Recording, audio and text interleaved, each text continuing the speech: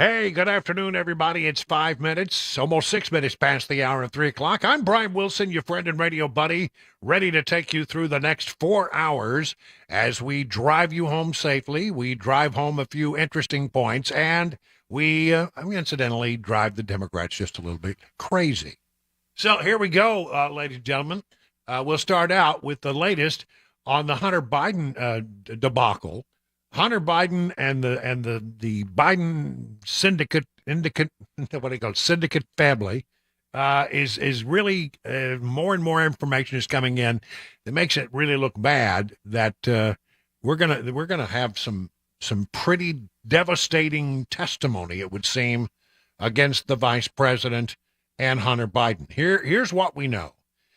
This story comes from the New York Post. Miranda Devine, the same person who is absolutely responsible for, breaking the story on the laptop, which everybody attacked him for on the New York Post, but they turned out that the stories in the New York Post about the laptop were 1,000% correct. There were no mistakes. They've not had to walk one word of that story back. All right, so Miranda Devine has always been on the cutting edge of this story. So from the New York Post, Hunter Biden would dial his father, then Vice President Joe Biden, on the speakerphone into meetings with his overseas business partners, according to the testimony expected before Congress this week from Devon Archer, the first son's former best friend. Archer, age 48, facing jail for his role in a $60 million bond fraud, is scheduled to testify to the House Oversight Committee about meetings he witnessed that were attended by Joe Biden, either in person or via speakerphone, when Hunter would call his father and introduce him to foreign business partners or prospective investors. We're looking very much forward to hearing from Devon Archer about all the times he witnessed Joe Biden meeting with Hunter Biden's overseas business partner when he was vice president, including on speakerphone, said Representative James Comer, the committee chairman. One such meeting was in Dubai late in the evening of Friday, December 4th, 2015. This is back when he's vice president. After a board meeting of the Ukrainian energy company Burisma, which was paying Hunter $83,000 a month as a director, Archer, who was also a director, is expected to testify that after dinner with the Burisma board at the Burj Al Arab Hotel, he and Hunter traveled 6 miles to the Four Seasons Resort Dubai at Jumeirah Beach to have a drink with one of Hunter's friends. While they were sitting outside at the bar, Vadim Pozharsky, a senior Burisma executive, phoned to ask where they were because Burisma's owner, Mykola Zlotevsky, needed to speak to Hunter urgently. Soon after, the two Ukrainians joined Hunter at the Four Seasons bar, and Pozharsky asked Hunter, "Can you ring your dad?" At the time, it was early afternoon in Washington, D.C. Hunter then called his father, put him on speaker, placed the phone on the table, and introduced the Ukrainians to Joe Biden by name as Nikolai and Vadim. He also said words to the effect that the Burisma bigwigs need our support. Vice President Biden greeted the Ukrainians but spoke only in vague pleasantries during the short call. And in other such interactions with Hunter's overseas business partners, Archer is expected to testify. Congressional investigators are expected to probe the reasons for Zlotevsky requesting the urgent phone call with Joe Biden.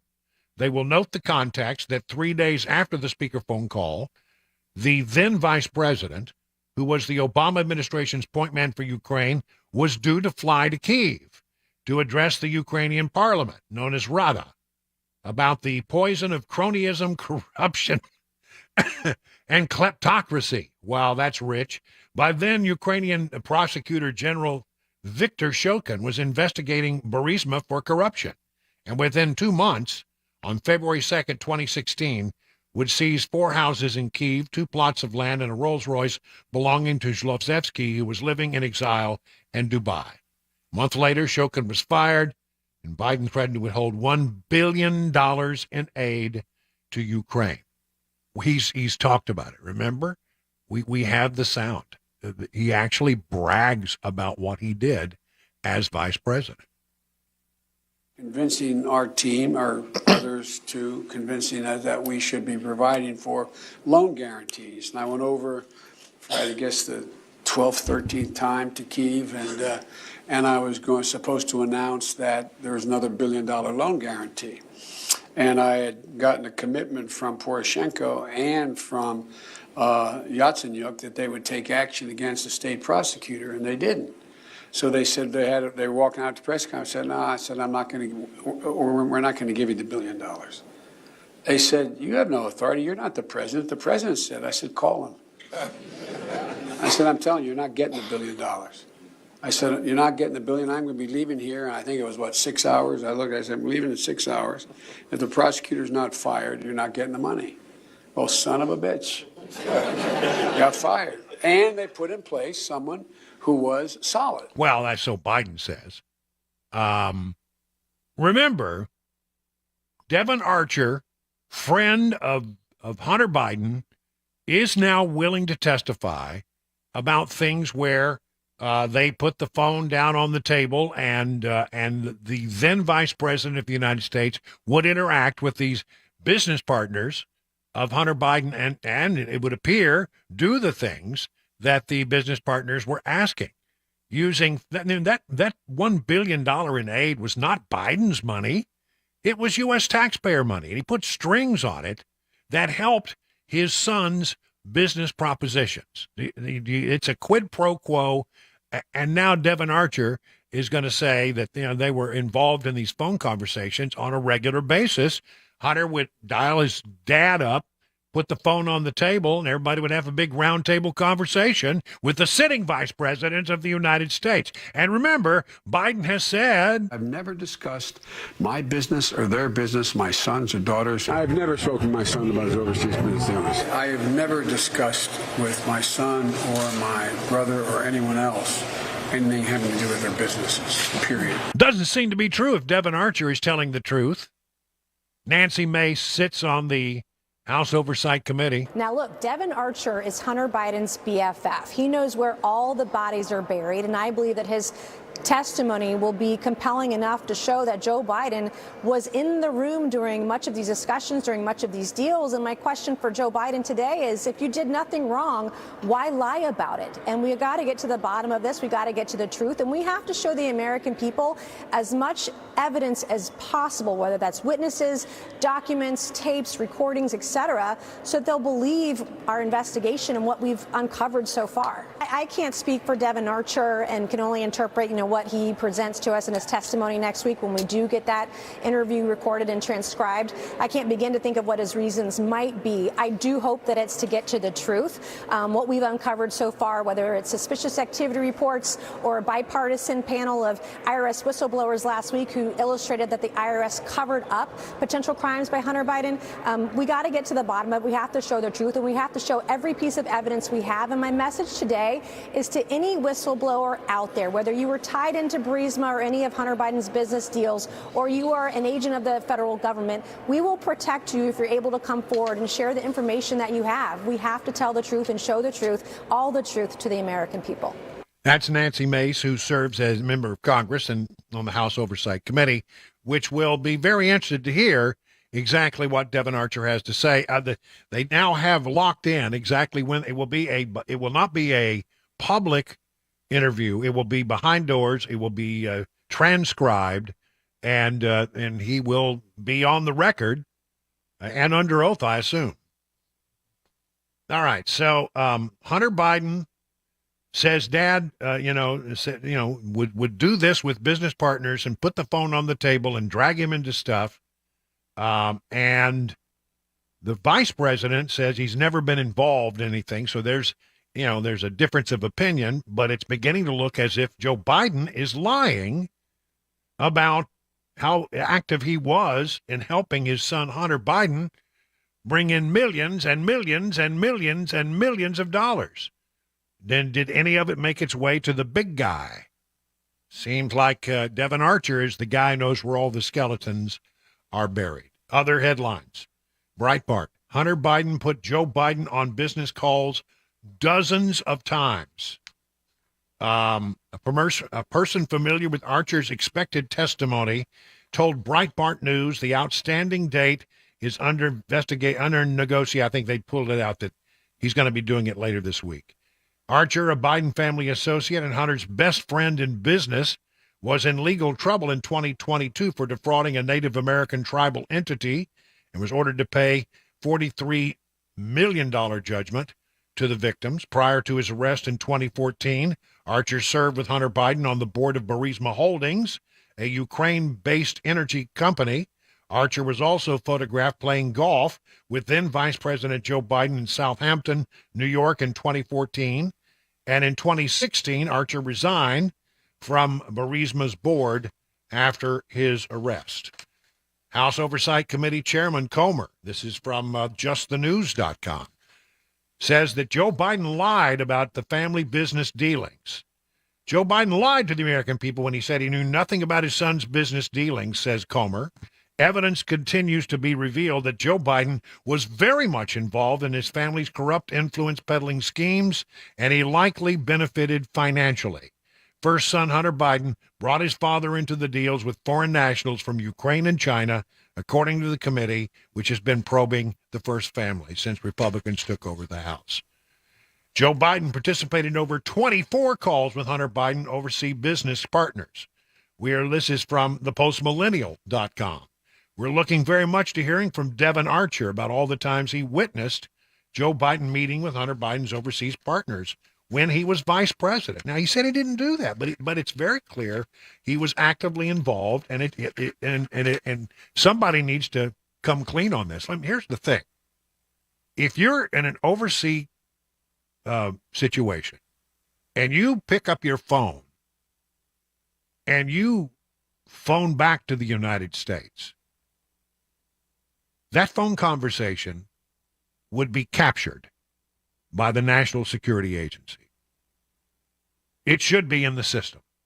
Now, how long they hold on to the stuff, I don't know. But they record everything that goes back into the United States from a foreign country. And clearly, somebody out there should have a tape recording of this. Just saying.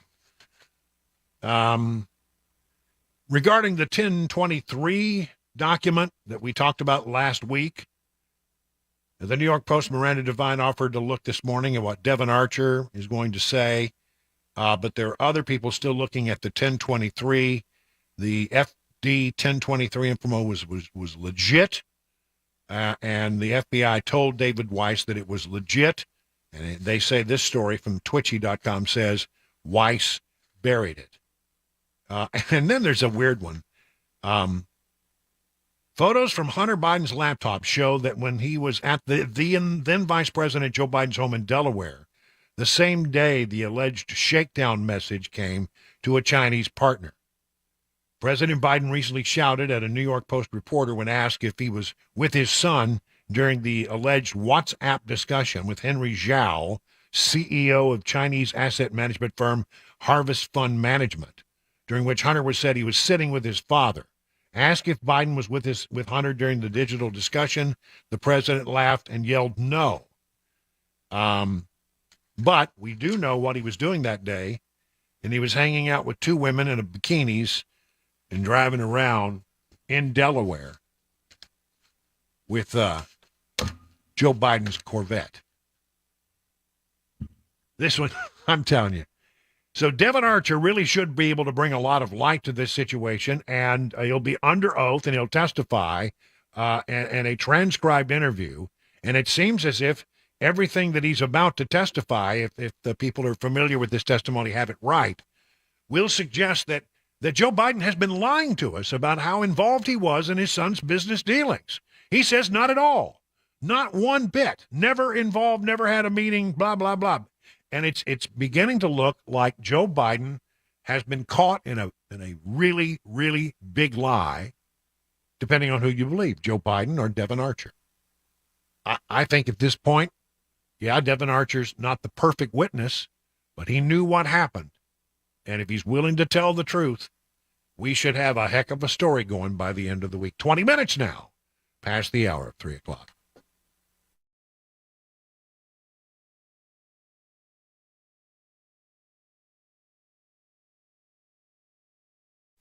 Hey, if you're in the market for a pole barn, the two brothers that run Stoltzco, they're the guys you got to talk to. Exceptional quality, craftsmanship, and fair prices.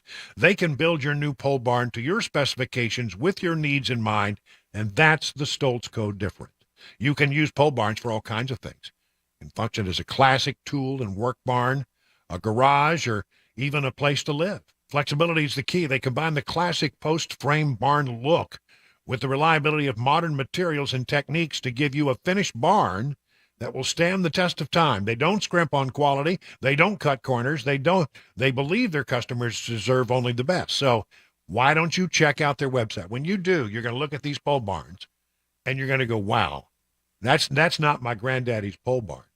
That's really something special. Go to stoltzco.com, STOLTZCO.com, or you can call them at 615-622-5992.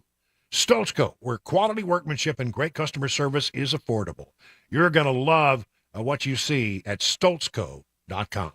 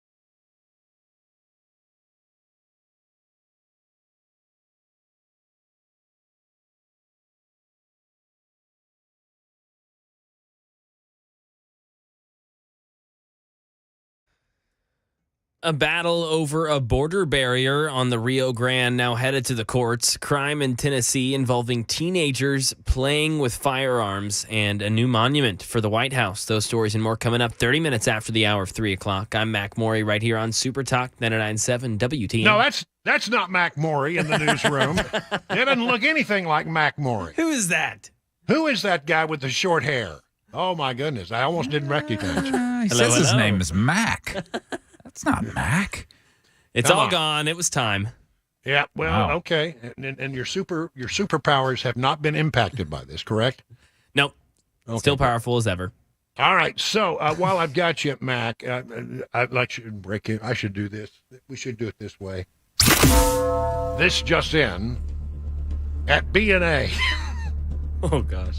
Yet again, the dog has found marijuana in a suitcase coming grief. from California. Oh gosh. Wow. How many times has this happened? It's every But, time. yeah. So apparently, a Kentucky woman is facing felony drug charges after police found 27 pounds of marijuana Ooh. in her suitcase at Nashville International Airport, according to an arrest report. Police Canine Power guided his handler to the suitcase of Casey Lee McLean, who was flying in from Los Angeles, which was locked by a zip tie, the report said. McLean gave consent to officers to search her suitcase, and they found 22 bundles of vacuum-sealed bags wrapped in bed sheets, all of which were marijuana, apparently. The arrest report states the sheets were wet from an odor emanating substance such as Febreze. Oh. Oh yeah. So Yeah, she that's just gonna said- work. Yeah, you take the dogs, take the sheets, and dip them in Febreze, then wrap it around the sealed marijuana. The dogs will never figure it out. Works every time. She had no personal bag or carry-on, only her driver's license, phone, and boarding pass in her possession. McLean is facing a felony charge of possession with intent to distribute. This has happened, and it almost always is from California. Mm-hmm. It would seem. And so either we think that they're exceptionally effective at B&A at finding this stuff, or there's a lot more of it that comes through that they don't catch. I don't know one way or the Yeah. other, but I'll say I can't tell you the number of times I've read a story similar to this where somebody comes in, they got couple of suitcases full of marijuana, and the dogs always seem to find it. So, wow. What a deal. You know, I just had this thought. I wonder if they're smart enough to do this. If they say, okay, we're going to run this bag of dope through on this, just say 10 a.m. flight. And then the dogs will obviously be there and they'll catch it. And then we'll have the actual bags come in on an 11 o'clock flight. So while they're tending to this, the dogs are here and they've caught the one. Well, The they're next flight rolling that comes other through. ones. Yeah. I Very just wonder similar. if that happens. Very similar to what happens at the border. Exactly. First round of people get, tie up all the border agents doing paperwork, and then the really bad guys come through. I don't know. Could be. That's the Smokey and the Bandit sort of, Exactly. scenario. Yeah. Here's a thought, I the don't know. distraction. Here's the distraction. The 27 pounds, and, but I mean, this woman's going to go to jail, right? Well, that's true. That's felony, right? That's a lot. That's not going to be, Yeah. that's not going to be pled out. I wouldn't think so. Or pleaded out, I should correct. One way or the other. But no, I don't know why it is that we continue to have these things and people continue to do it. But you may be right, Chris. We got to figure out where the Smokey is and the Smokey and the Bandit, where the what is it? The Trans Am is. Yeah, I don't know if they're smart enough. She would be the Trans Am, the That's distracting true. things. Yeah. The snowman is coming And Snowman, later. Snowman's coming in at a bunch of bags later. I just don't know, but one way or the other. Maybe I Pretty shouldn't have said it. I just gave them the idea. Now, if they didn't now already you've given think them a about great it. idea. Well, Ooh, sorry. yeah. So everybody have a great weekend this weekend. I mean, I was hosting family. Yeah. Best sister in the world was visiting. Oh, with, nice. with her crew from Birmingham, and we went out to Center Hill Lake. Yep. And rented a pontoon boat, and I was the captain. Do you have your hat on? Of this 3-hour tour, and and it was great because it had this huge pontoon boat had not one, not two, but 3 slides. So it did live up to its hype. Oh yeah. And there, you push a little button, a little water goes down this, and then you slide out into the lake. Nice. Yeah, and it was Ooh. it was pretty good. And we had 3 kids on board, so each kid had their slide, and it was a very pleasant day on the lake. Yeah, great weekend for it. And nobody really was being a jerk, except for maybe they could say we were, because we were tubing in a circle, in a big old circle and doing that kind of stuff. Yeah, but it was fun. It was great fun. Nice. And I really did appreciate Matt Murphy coming in on Friday and handling things for me, so I could spend that really quality time with my family. It's not. I'm telling you, when I got the sister, they broke the mold. She is just the best human being you could ever imagine. I don't deserve such a sister, but great food, great time, and Nice. and Center Hill Lake is a nice lake. I mean, really nice. All right. I've never been, so now I'll have to go. Yeah, and there's a Mexican food restaurant there at the marina. That helps, Ooh. right? Yeah. So, you can go and spend some time and do some things on the lake, then come in, have a margie. Nice. Yeah, that's right. 31 minutes now past the hour of 3 o'clock.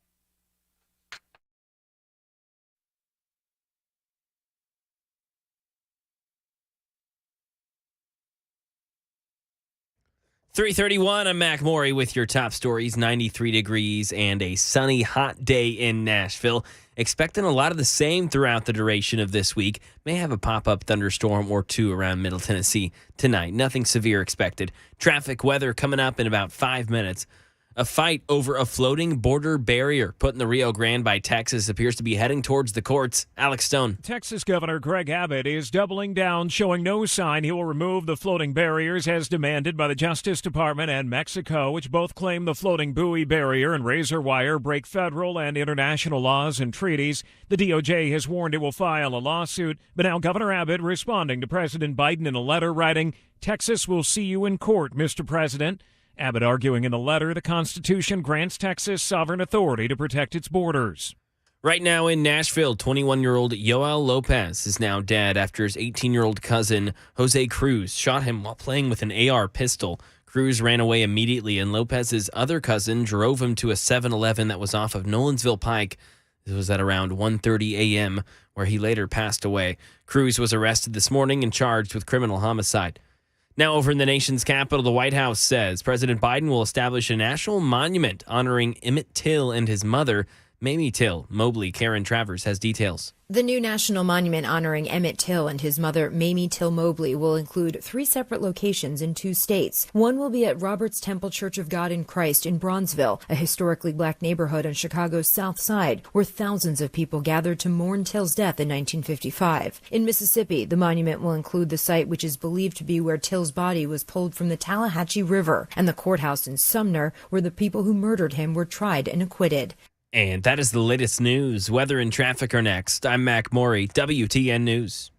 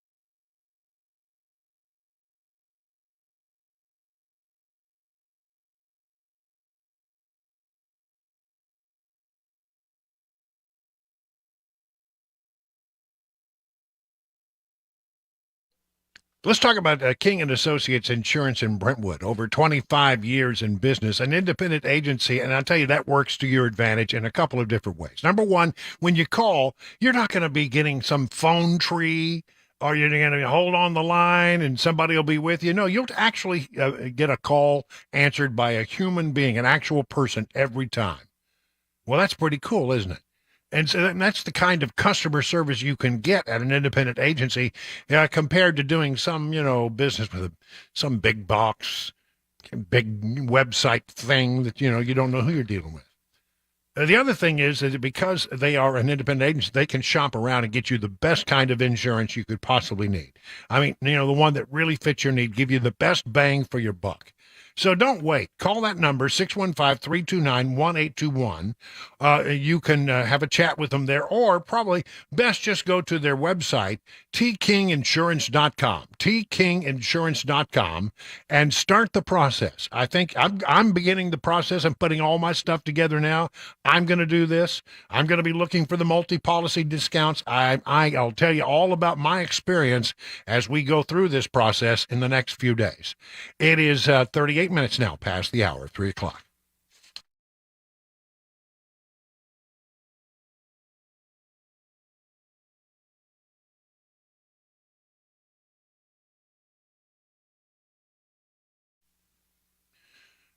Well, it is 39 minutes now past the hour of 3 o'clock on Super Talk 99.7 on this Monday.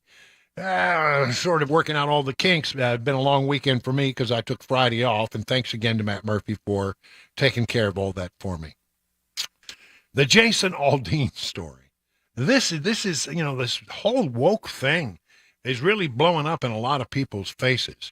It certainly is, I think, blowing up in the face of CMT, which canceled Jason Aldean's music video, Try That in a Small Town.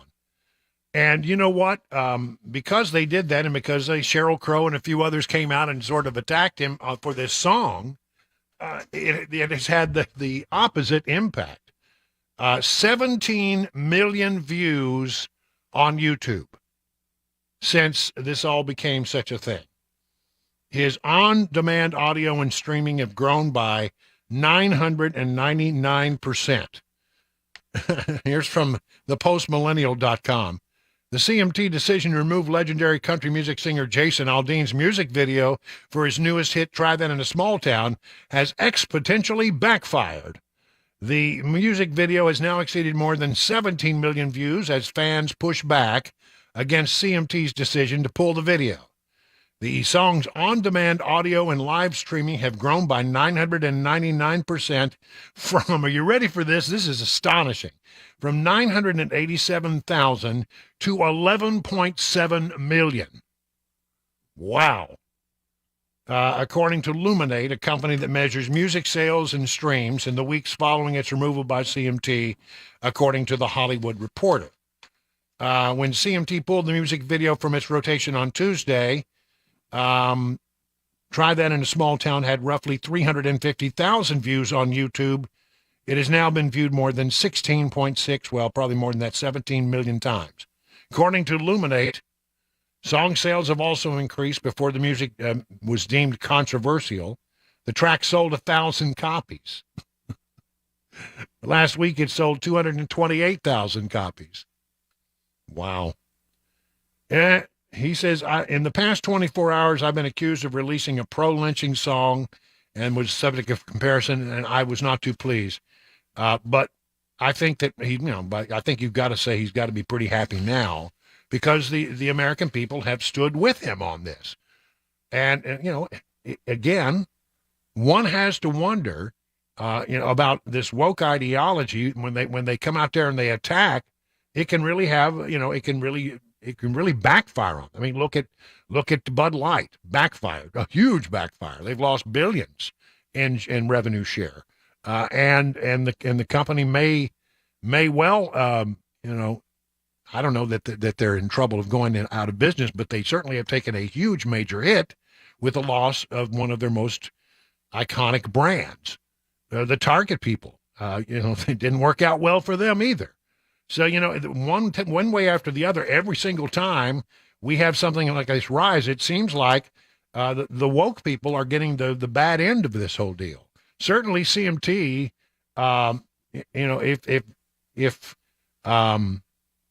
If you look at this, you have to say CMT sort of got the brunt of all this because they took it off, and as a result, only sent more people looking to listen to the song and judging from their own. Here's another story. Country music is the new Bud Light from FoxNews.com. Bud Light target country music. Conservatives have complained corporate America is out of touch with its core audience. Now Nashville is just as bad as Hollywood or Wall Street. And the leftist legacy media is there to make sure conservative voices are silenced. Singer Jason Aldean was the latest victim of the liberal mob. He released his new music video, Try That in a Small Town, and the press had say big city meltdown. Aldean's newest hit tells of how someone might sucker punch somebody on the sidewalk. Well, that happens in the big cities. We've seen video of it. Stomp the flag and light it up. He then dares those who might do that, as the song title says, try that in a small town. Well, I mean, it resonated with people in small towns all across America. I mean, if you got to think about that, how many people in rural America would identify with that song? How many people in rural America, flyover country, that the liberal media are not in touch with, would listen to that song and say, dang straight, that's the way it is here in my little town? I just think this was a horrible misjudgment. Again, another horrible misjudgment. And if you're a marketing director right now of a major corporation, and you're paying attention to things that happened to Bud Light and that happened to Disney and happened to Target and happened to how this thing backfired against CMT and all of that, then you have to be going, we got to rethink our strategy here. What is the purpose of advertising? The advertising is to bring people to whatever it is that you're doing, whether it's sell beer or to your store or whatever it is, that's advertising. But if the advertising and the marketing has a different impact, then you have to stop and think, well, are we doing the right thing? I've never really understood why it is that that people in the entertainment business or in the advertising world wanted to have controversial advertising. Maybe the idea is it makes it stand out in front of everybody else. But it seems to me what you really are doing is you're diminishing the product because you're hacking off half of the audience one way or the other. I mean, if you go all woke, then you got half of the audience that's going to be angry and half is going to be okay with it. And if you go all conservative, you're going to have half of the audience that is going to be okay with it. And then the whole woke group is going to be really upset. It's just, why do that if it detracts from what? Selling the product. So, this Jason Aldean thing, 17 million different views on YouTube. And you know what? It's a good song. It's a song that deserved to be out there. And it's certainly at the top of the charts now. But who knew? So that's going on right now. The Jason Aldean thing continues to be a problem for the folks who came after them. I don't know how many downloads Sheryl Crow got last week, but I bet it's not as many as Jason Aldean. Do we have the song? Because we haven't played the song in a while. Because I think it's a great song. It really actually, does speak to the way people in small towns view things and how they look at what happens in the big cities. We are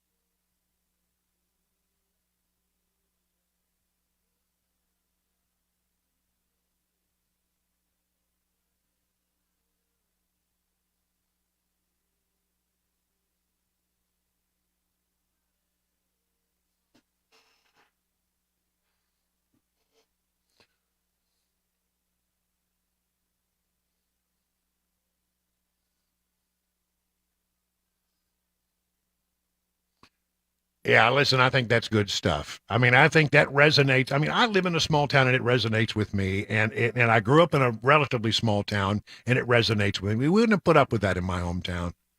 I think it's a real interesting sort of examination of what happens when you compare the way people who live in major metropolitan areas, and as you know, major metropolitan areas in this country are overwhelmingly controlled by Democrats and are blue, very blue. And you compare and contrast that with what happens out in the rural areas, which are overwhelmingly red in most of this country. There is a real division in America between these two groups.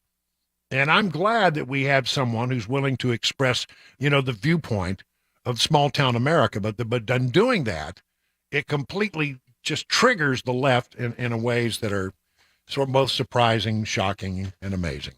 So we'll continue to watch this, but 17 million views and counting for Jason Aldean's Try That in a Small Town. 49 minutes now past the hour of 3 o'clock on Super Talk 99.7.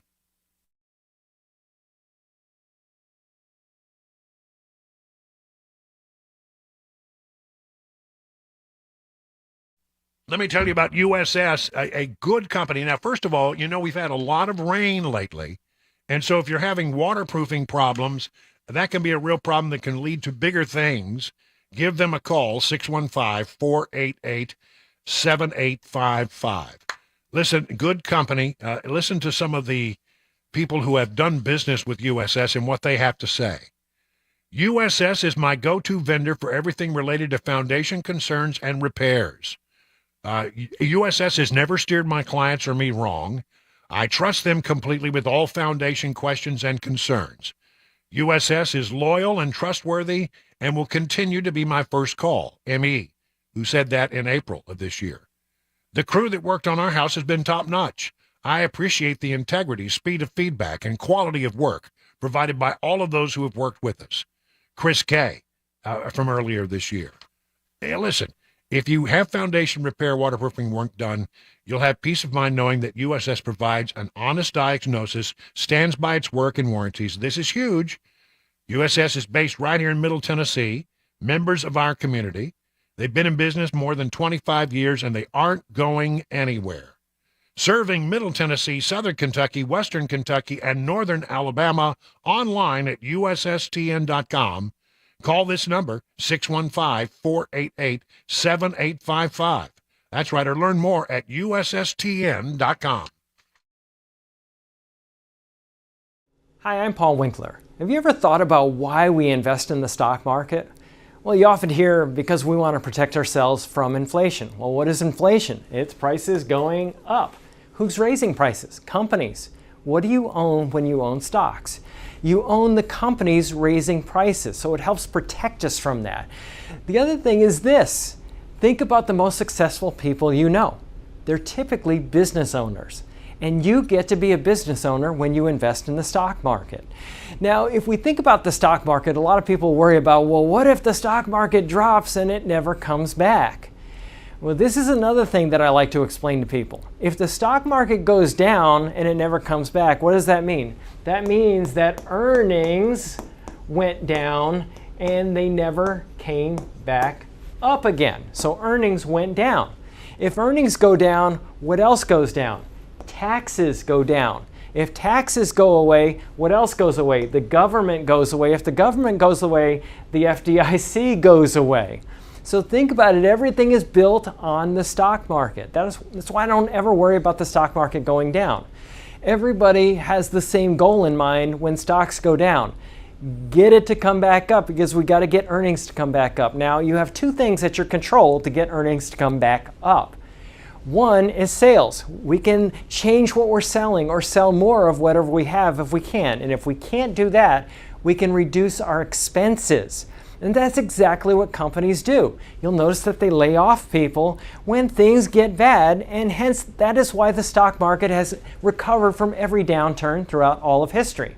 Now, if you want to learn more about our approach to investing in financial planning, go to paulwinkler.com and set up a free 15-minute phone call or call 615-851 1950.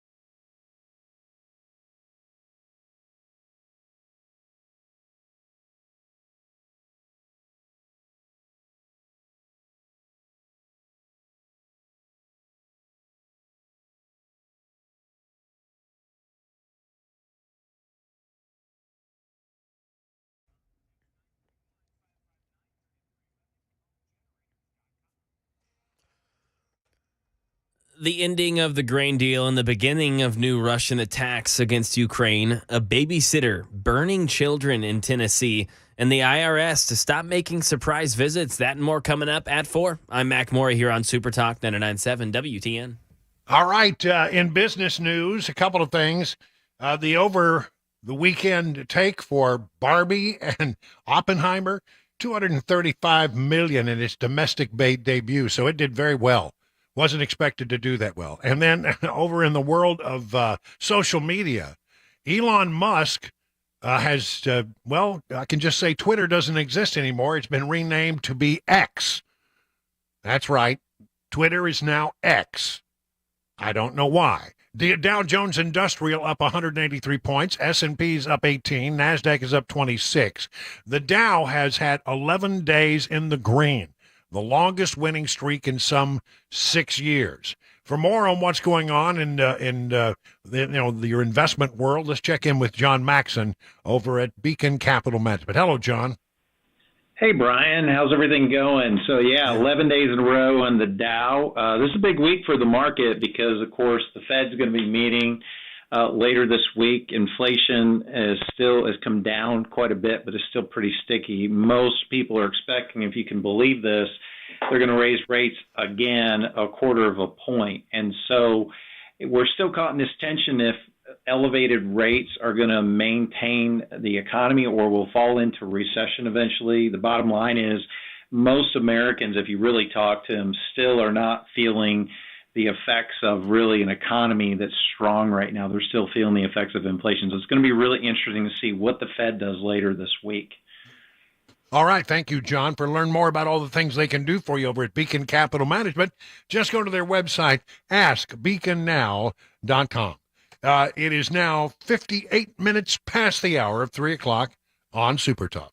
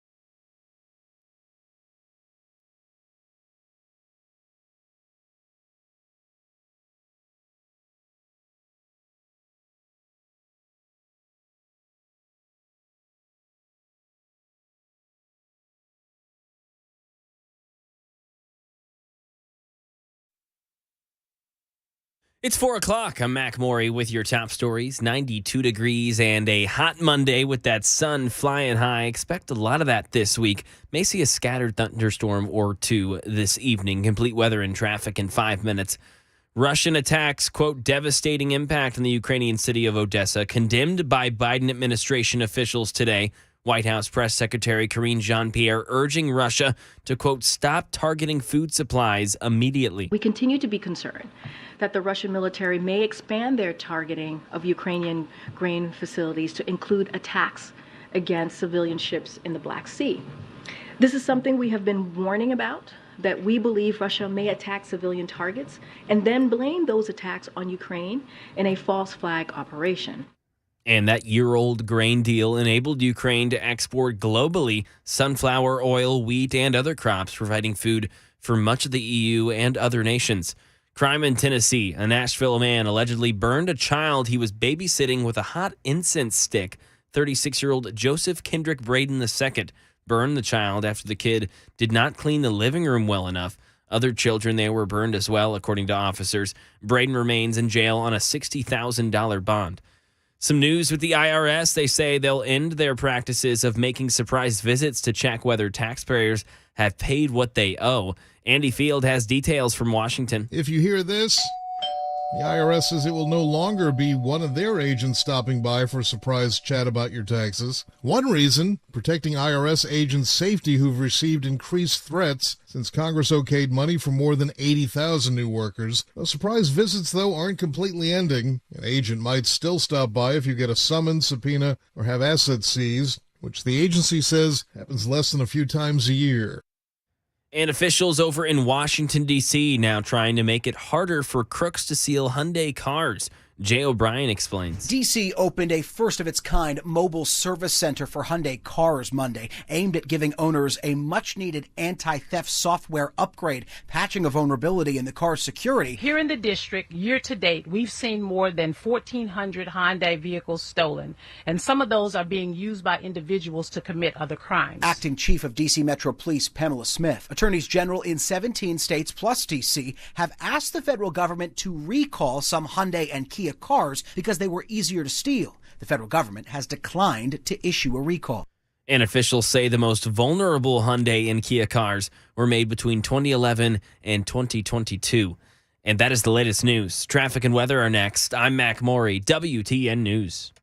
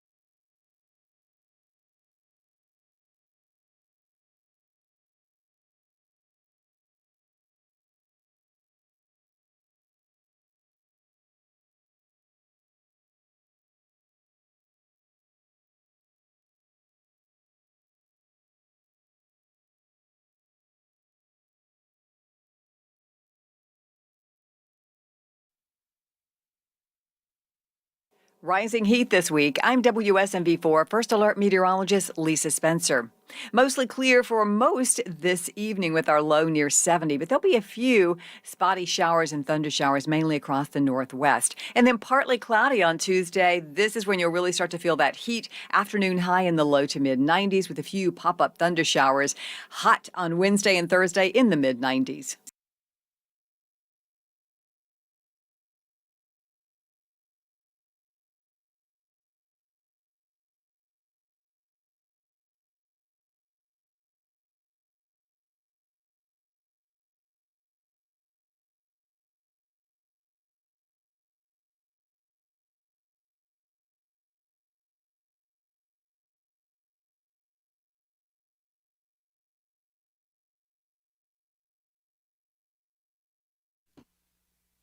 It is 7 minutes now past the hour of 4 o'clock on Super Talk. Brian Wilson in the chair and on the air on this Monday, the 24th day of July. Thank you so much for being a part of what we do here. Very, very, very happy to be back in the chair. And thank you, Matt Murphy, for filling in for me while I was away on Friday, spending some really amazing quality family time with the best sister on the planet. And I know, really, I think you may think you have the best sister. You haven't met my sister. You haven't met her, because she's the best. Good stuff. Okay, let's head to the swamp if we could, right off the bat here today. We're going to walk into the muck and the guck and the goo and try to make sense of what's going on down there or what's happening. This one comes from the IRS.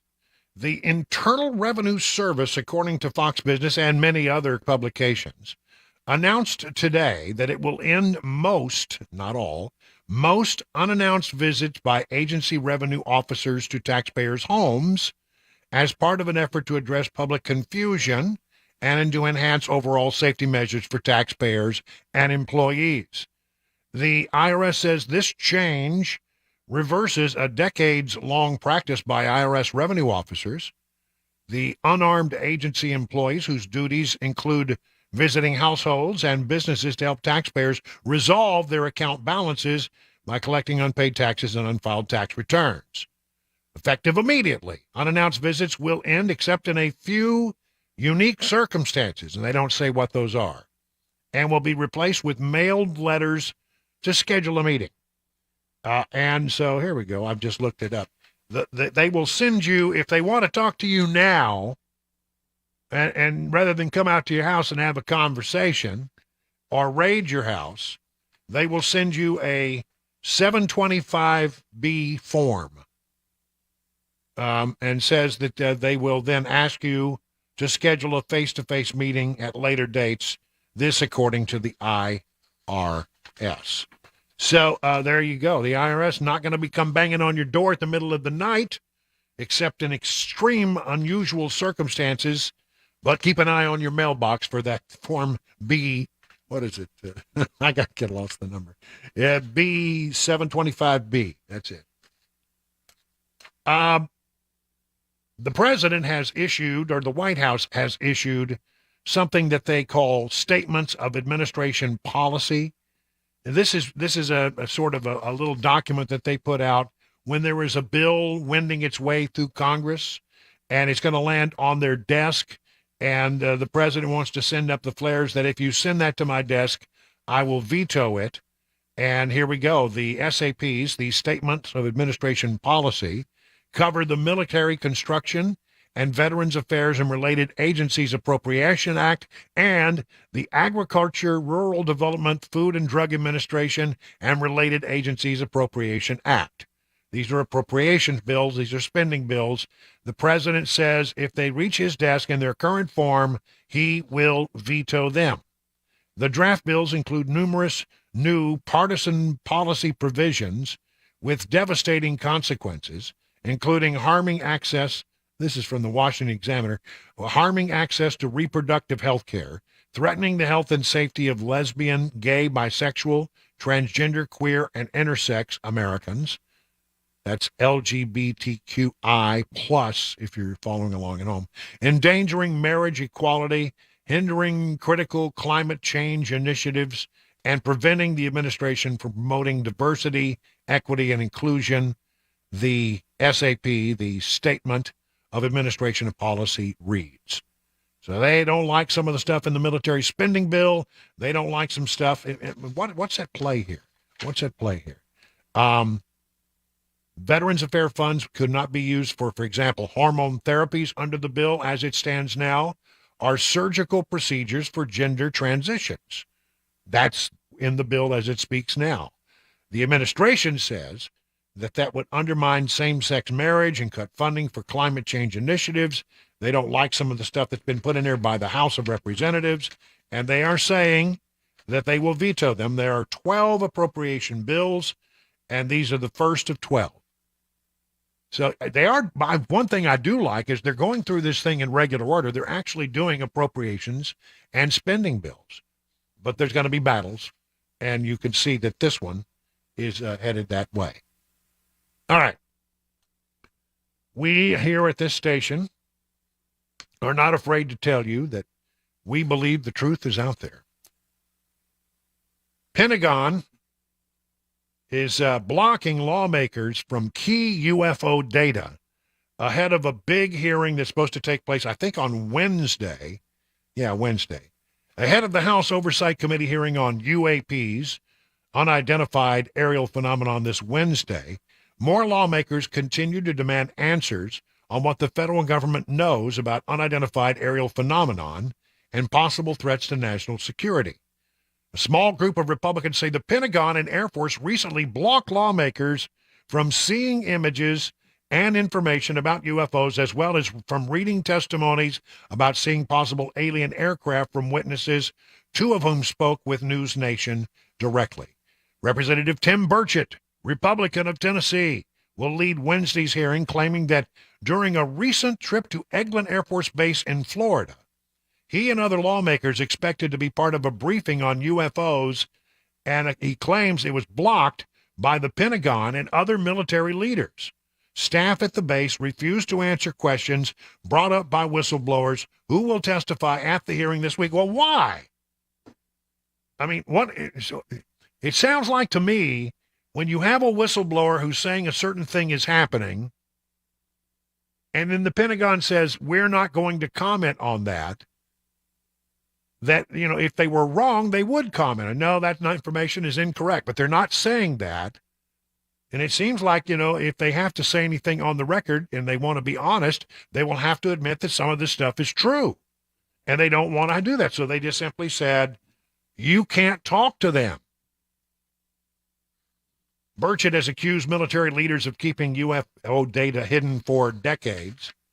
It has nothing to do with what we were told we would be down there for. And Representative Matt Gaetz basically said this meeting is over until you get us the information we asked for. And then they said we weren't eligible to see it. A member of Congress who provides the funding to the Pentagon is not allowed to see some of this information that they have. You aren't. This is what they say is you don't have a need to know. Well, yeah, you do have a need to know. And they said they weren't eligible to see it, and then now they put some release that myself and Representative Anna Paulina Luna are not eligible to see any of it. It's a bunch of BS. The Pentagon knows better. This is why no one trusts the process. This is why no one trusts the Pentagon. Florida Senator Marco Rubio, a serious individual, whether you like him as a political candidate or not, he's a serious guy, did an interview with The Hill saying, there is no doubt that in this field generally, there's more than what we know. They're trying to get a process where at least some people in Congress can know. Earlier this month, Senate Majority Leader Chuck Schumer called for an amendment to the annual defense bill, creating a commission that would declassify documents about UFOs. The White House team has answered questions about the push for answers, recently saying they take the UFO issue seriously. Well, they take everything seriously, and will always be transparent with Congress and the public as far as it can about national security concerns. Okay, so here's the only thing that you should know. First of all, members of Congress, and they can get the right security clearances to go in and look at this stuff.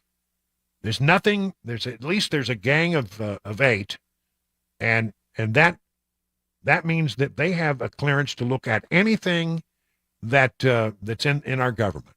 They should have no restrictions whatsoever. So we can get some people classified to go in there. If you have a problem, the Pentagon, if you at the Pentagon have a problem because you feel like, well, we could show you this video, but it would give away the capabilities and the technology that we have. All right, I hear you. I think that is a concern. But and some of this stuff comes, we are told, from satellites. Some of this stuff comes from aircraft. Some of it comes from our military ships. And some of it comes from underwater sonar buoys. You see, some of these UAPs can apparently fly in the air or in the water at very high speeds. So I know there's some sensitive technology surrounding how we know these things, but I don't know why answers could not be given, and I don't know why it is they felt like they could not go forward by giving them information. More on that from the justthenews.com. UFO whistleblower will testify in House hearing that the government has hidden information on UFOs for decades. The House is holding this hearing Wednesday again, featuring multiple aerial experts, including UFO whistleblower David Grush, a former Afghanistan combat officer and intelligence veteran. Americans for Safe Aerospace Executive Director Ryan Graves and Commander David Fravor, who was the one who showed us the Tic Tac video. He was the pilot who captured the Tic Tac video, will also testify. Grush is the one that everybody's looking at because Grush has been out there with some claims. Grush, a former National Geospatial Intelligence Agency member, said the government has hidden information on UFOs for decades. Grush told the debrief last month that he informed Congress and the Intelligence Community Inspector General that the federal government has fully and partially intact vehicles from non-human origins. Oh, my gosh. Oh, my gosh. If that's true, the Pentagon and Washington bureaucrats have kept this information hidden for decades, and we are finally going to shed some light on it. We're bringing in credible witnesses who can provide public testimony because the American people deserve the truth. We are done with the cover-ups. Wow, it's going to be an interesting week on the Hill. An interesting week on the Hill. I don't know exactly what to think. Burchett believes that he's opening up some new ground here, and it would seem that he is. And again, you wonder why this is now being kept at this point from the American people. Why can't it be shown to the people who pay the bills? What do they think is going to happen if they release this information? Do they think the American people are not ready for it? They think citizens of the world are not ready for this? Listen, I'd like to know what the truth is. A lot of people want to know what the truth is. Whether this guy can deliver it or if he turns out to be a crank, this Grush guy, hard to know. But one way or the other, it could be a very interesting week if you are interested in knowing if we're alone in the universe. It is 20 minutes now past the hour of 4 o'clock on Super Talk 99.7.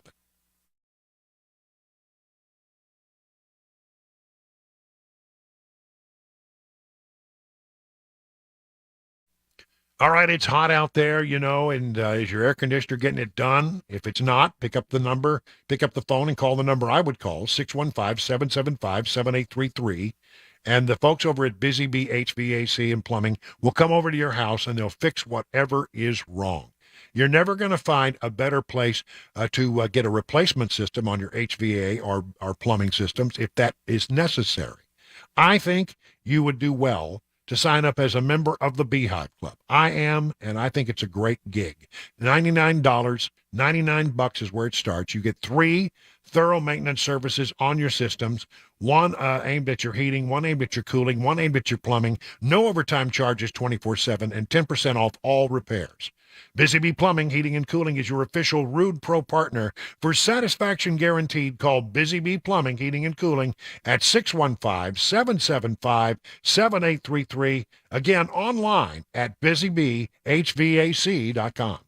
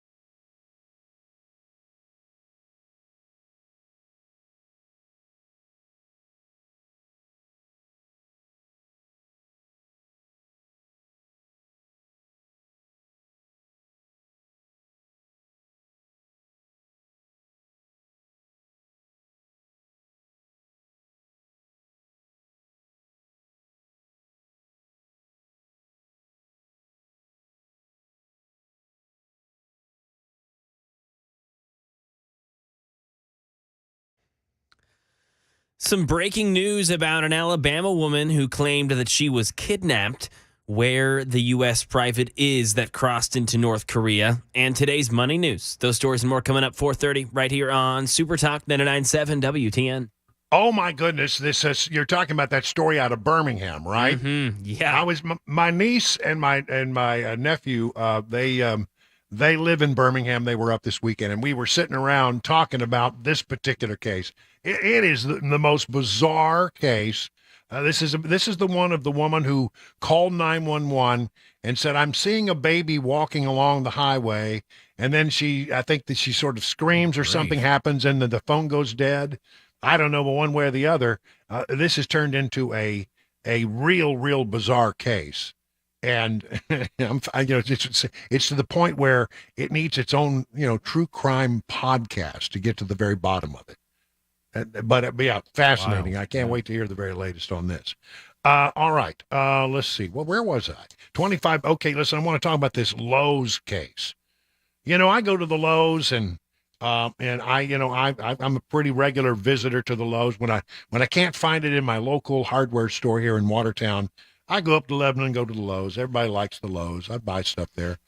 This 68-year-old woman in Georgia has worked for Lowe's for a number of years, for 13 years, in a little community called Rincon in Georgia. And she has been fired from her job at Lowe's after she was brutally attacked by a group of thieves while attempting to intervene in a robbery at the store. Her name is Donna Hansborough, 68, worked for the Rincon's Lowe's for 13 years, fired from her post for reportedly violating the store's policy, according to WSB. According to police also, 3 suspects entered the store, stocked their cart with around $2,100 worth of goods. That's a lot of stuff in a cart right there. Probably some power tools, something like that. I don't know. And when Hansborough saw them grabbing the cart and trying to go for the exit without paying, she went after them, grabbed the cart. The suspects allegedly punched her in the face 3 times, leaving her with a black eye, according to police. The guy decided he wanted to be let go, so he punched me, grabbed my glasses. As I still held on to the cart, he punched me again and again, she said. The suspects have been identified, and investigators say that 2 of the 3 thieves remain at large. Police are searching for a male suspect, etc., etc. Lowe's fired her. Can you believe that? Lowe's fired. They said, nope, that's not our policy. You are fired. I don't know. It seems there's something wrong about somebody who was trying to do the right thing for the company and went out there and tried to stop them, and because it turned into a fist fight there in the parking lot, which she got the better of, she was the victim of, I should say. You said if you see somebody stealing something out the door, don't pursue it. She said, I thought I would get maybe a rap on the knuckles. I thought I would get a reprimand or a suspension. I did not expect to get terminated. She's 68 years old, and she loves her job at Lowe's.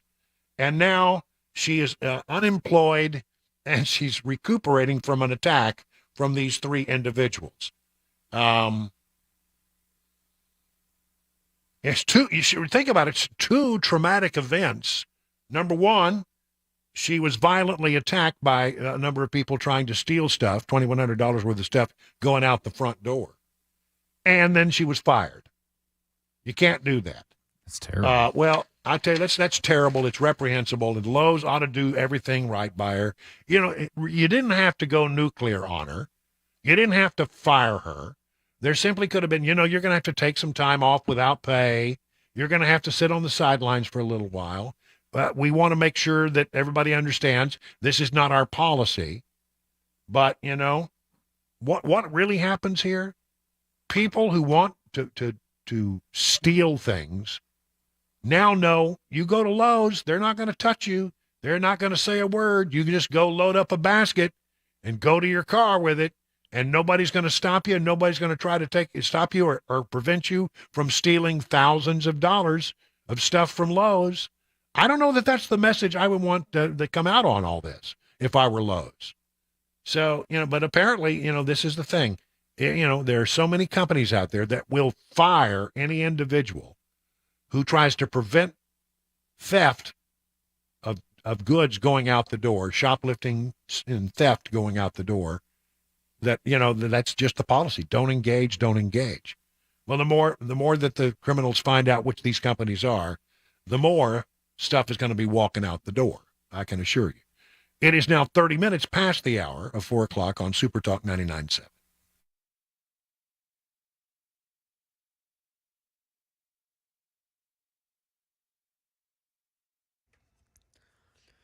"30 minutes past the hour of 4 o'clock. I'm Mac Maury with your top stories. 92 degrees in Music City. More heat and sun expected this week with a scattered storm possible tonight as well. A full forecast and latest traffic report on the way in 5 minutes. This just in, 25-year-old Carly Russell, the Alabama woman who claimed that she saw a baby on the side of the highway and then screamed while on the phone with officers and was kidnapped, has now admitted to lying about the whole thing. She initially said that child baited her into a vehicle where she was kidnapped, and eventually someone told her to remove her clothes before she said that she had escaped.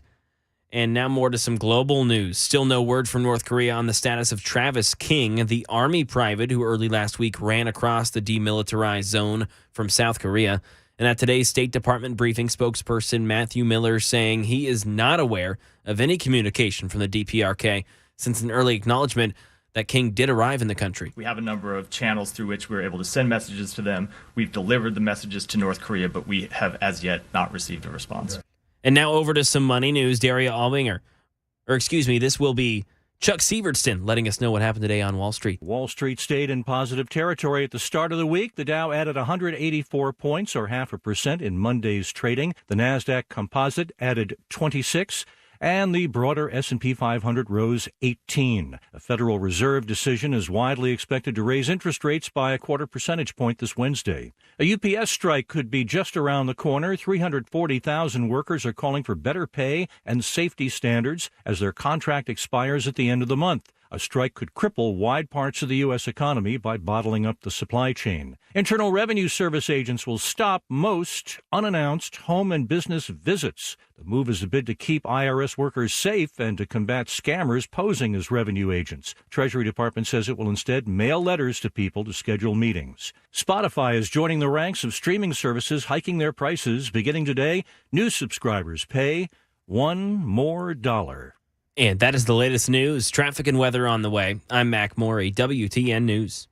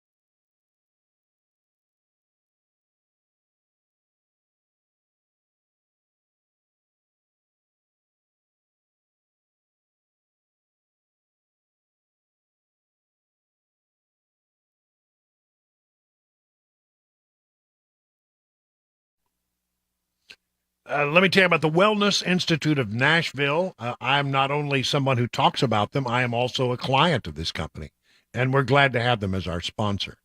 Listen, if you have pain in your back, your neck, your leg, your arms, you have a tingling in your extremities. These all are things that can be made better through a therapy known as non-surgical spinal decompression, which they do a lot of at the Wellness Institute of Nashville. And so, listen, if you have all those things, you got to make a phone call and start this process. 615-246-5009. That's 615-246-5009. You will set up your first appointment, $23 for new patients. You get an exam, a consultation, x-rays if needed. If you have an MRI, you can bring it in. You'll sit down with Dr. Mitchell and go over your condition, and your custom healing recovery plan will be discounted by 50%. Now, here's how to get started. Again, 615-246-5009, $23 for new patients. Dr. Kevin Mitchell and Dr. Ashley Mitchell now offer the first of its kind KT machine. It's like a spinal decompression for your knee. It gently elongates the knee and joint and allows the meniscus or the cartilage to heal and receive the therapy it needs without the need for surgery or painkillers. So listen, again, it starts with a phone call. Please call this number and set up your first appointment. You'll be glad you did. 615-246-5009. Learn more by going to their website, painisbad.com.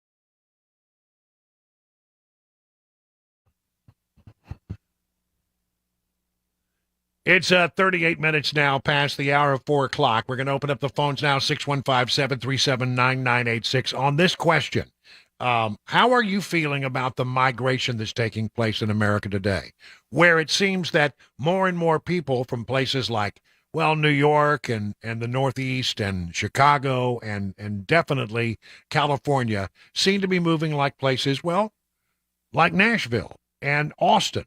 And they're moving in big numbers. How do you feel about that? Because I got to tell you, my initial feeling on this was I didn't like the idea. I thought that the people would be coming here would be trying to change our politics and the way that we look at things to make it more like what they had back in California. But what I have found out in looking at this a little more deeply is that most of the people who are coming here are conservative, and they just couldn't stand it any longer in some of these blue states where they're getting, just absolutely hammered with the taxes and crime and all kinds of stuff. So how do you feel about the influx of people that are coming to our area from these big blue states? 615-737-9986. I bring to your attention a story from Fox Business. High earners in New York can move to Austin, Texas, and save $250,000 a year. That's right. That's a lot of money. Wealthy Americans who move to Austin from New York can save more than $250,000 a year thanks to lower taxes, lower cost of living, according to a new study. Financial information provider Smart Asset analyzed the amount of money people with six-figure salaries in New York, San Francisco, and Chicago could save if they were to relocate to the Texas capital. A Manhattan resident earning $650,000, that's a very high earner, would save as much as $258,000 in Austin just by moving. Wow. I mean, that's a no-brainer, isn't it? That same New Yorker who makes about $150,000 would see the value of their pay increase, saving them about $64,000 annually. Whew, you can understand why so many people are anxious to get out of California, to get out of New York, to get out of Chicago. And of course, this story focuses on Austin, but we know, we've so many times we've told you that there are many, many great similarities between Austin and Nashville. And in fact, the story makes the point that there are a great number of communities that people seem to be moving to, and a lot of them are in the states of like Texas, North Carolina, South Carolina, Georgia, Arizona, Idaho, and of course, Tennessee. So how do you feel about these people who are coming? I mean, I can understand why it's economically viable, a thing for them to do, but how do you feel about it? 615-737-9986. Let's go to Matt in Nashville. Matt, you're on with Brian on the drive. What do you say, Matt? Well, I don't know if I can use this term or not. As long as they're not the new version of the carpetbaggers from the Reconstruction era, I don't care. And they also got to know, too, they're moving to a red state. So if they're going to try to, turn all this stuff around, yeah, it's going to be you're going to get a bunch of pushback from the natives, from the locals of Tennessee or Texas. Right. Thank you, Mr. Wilson. All right. Thanks, Matt. Appreciate that. Let's go to Heather. And the phone lines are open at 615-737-9986. Heather in Nashville, what do you have to say about all this, Heather? Well, I think that we're overbuilding Nashville. I mean, the skyline doesn't even look recognizable anymore. You can't even see it from the interstate anymore. So I'm not too crazy about that as a native Nashvilleian. And, they're coming here for a better cost of living, but they've run up our cost of living extremely high.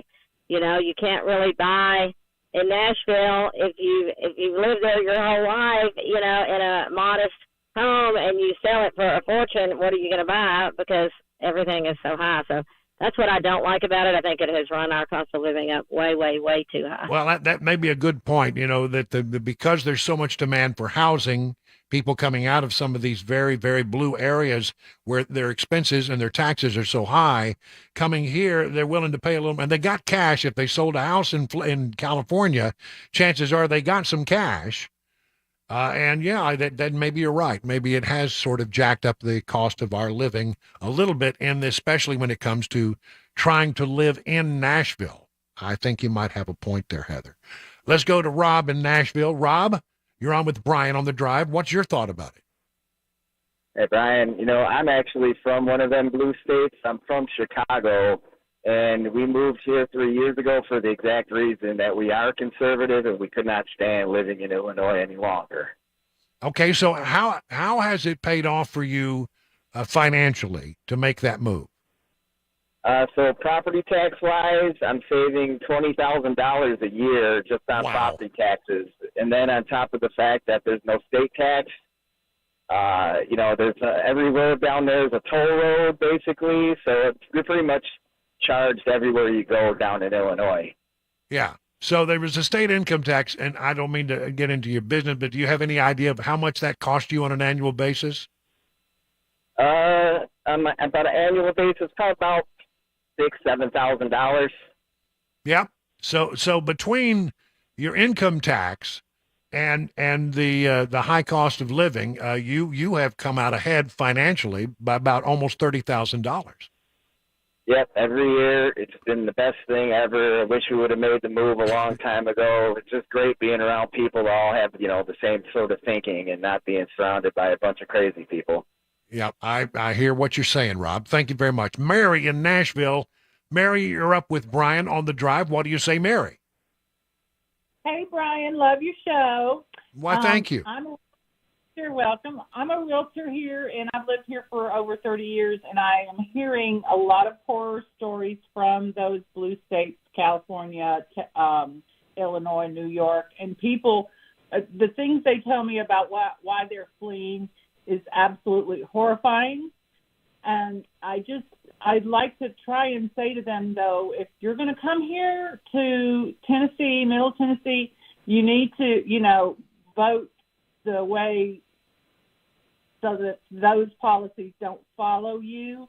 And I get about a 50-50 feeling from these people. And then really? The other, yeah, there's a lot of them that come right out and say, they're conservatives and they can't wait to just get away from all the craziness in those states. But like Des was talking about the other day, I like to try and tell them, when you come here, you need to assimilate and become a Tennessean because there's so many of them coming here. I fear that they're going to bring their bad policies with them.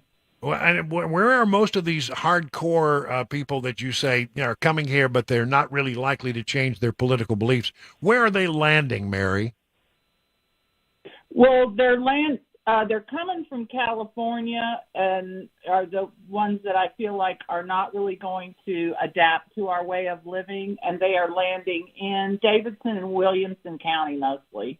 Yeah, in downtown Nashville and out in Williamson County. Yeah, I can understand.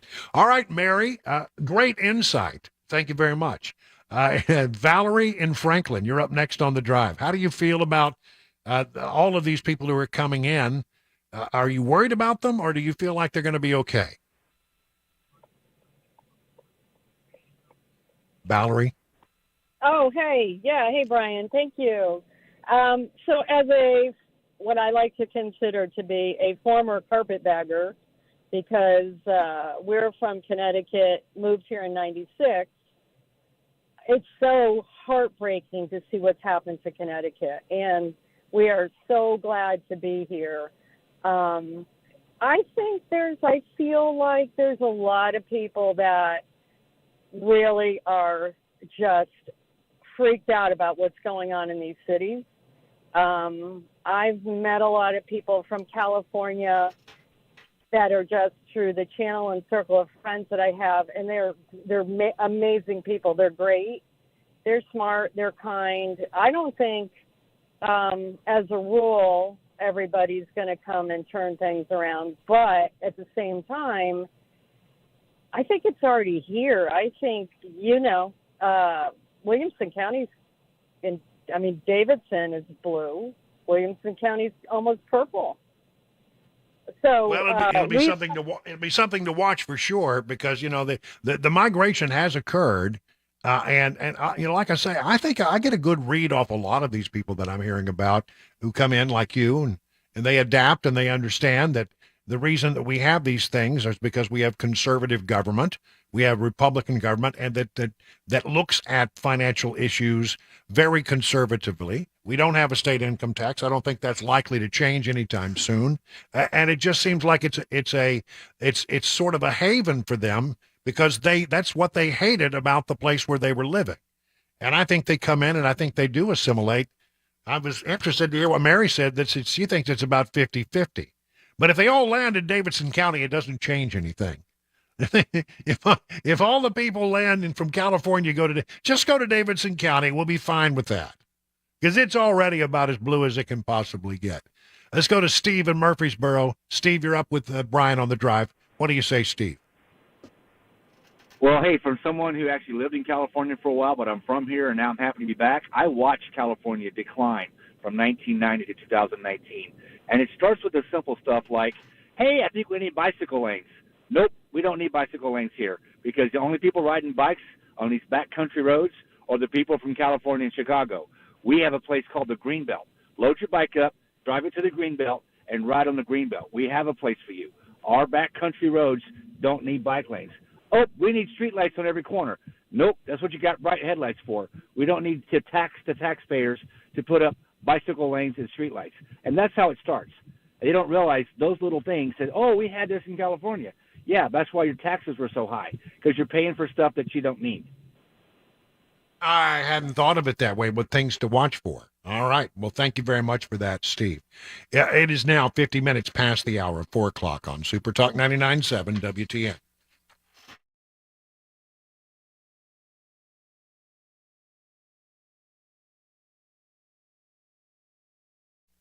Have you noticed how unreliable things have become these days? Like when someone tells you it'll be ready at 4, and then you get there at 4, and it's not ready. People are really tired of that stuff.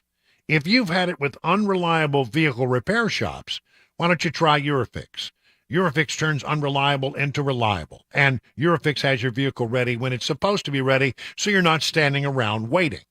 Eurofix repairs all European cars with quality that beats the dealer and without dealer pricing. That's because dealer repair shops are designed to pay virtually all of a dealership's overhead, and that's a lot of money, so why would you want to pay for that? At Eurofix, reliable also means a 3-year nationwide warranty plus a free loaner car with every repair appointment, so make sure you call ahead as loaner cars are very popular. You're tired of unreliable repair shops? Come to where it is reliable. Eurofix, family-owned for 24 years. Call 844-EUROFIX or visit myEurofix.com. That's myEurofix.com.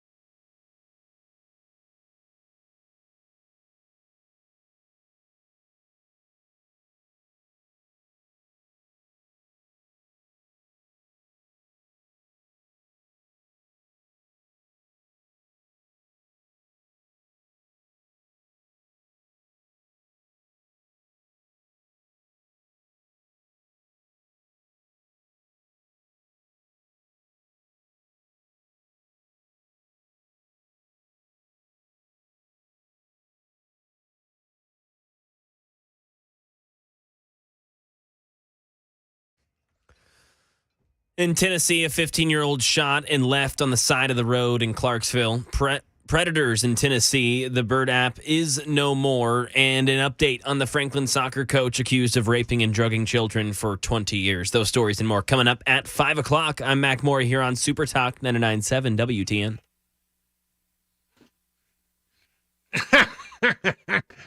My favorite earworm and Ken Weaver's favorite song. Oh, boy, I forgot about that. That's right. Everybody's heard about the bird, but the bird is, well, quite frankly, it's no more. Well, that was rude. I'm talking about the little blue bird on Twitter. Oh, yeah. Is apparently, yeah, there it is. It's gone. There'll be no blue bird of happiness on Twitter. The logo has been struck, and Elon Musk has said he will change the Twitter Bluebird logo to an X. And in fact, some stuff, if you go with Twitter on the web, you'll already see, I think, the X. I still see. There it is. Yeah. Yeah, I still see it on my app. I still see the bird, but apparently that will change over time. That's right. And apparently, I don't know why you want to rebrand it. It seems to me everybody knows what it is. Yeah, I mean, you got something that's recognizable for crying out loud. Well, his new artificial intelligence is going to be called XAI. He loves X and names, and I guess he's trying to brand everything that comes from the Elon world with an X. And so Twitter will become known as X, and the little blue bird will be gone. It is 58 minutes now past the hour of 4 o'clock on Super Talk 99.7 WTN.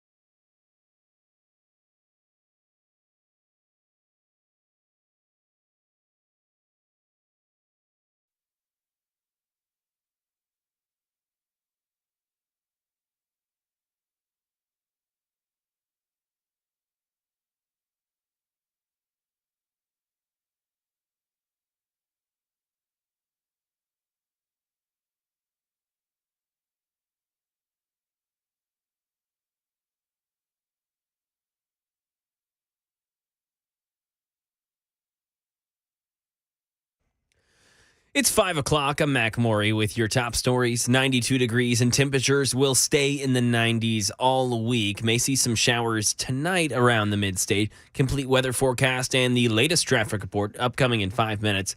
A 15-year-old was shot and dumped out of a car in a Clarksville neighborhood last night.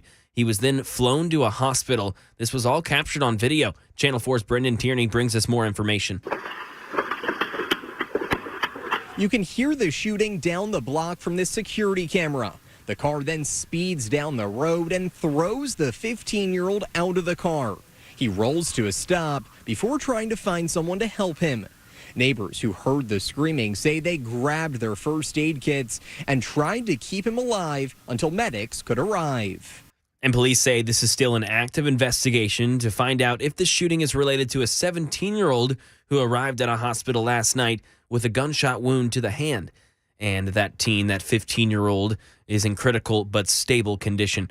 In Middle Tennessee, a man charged with sexual exploitation of a minor who was formerly in an authoritative role at a Full Count Ministries in Hendersonville.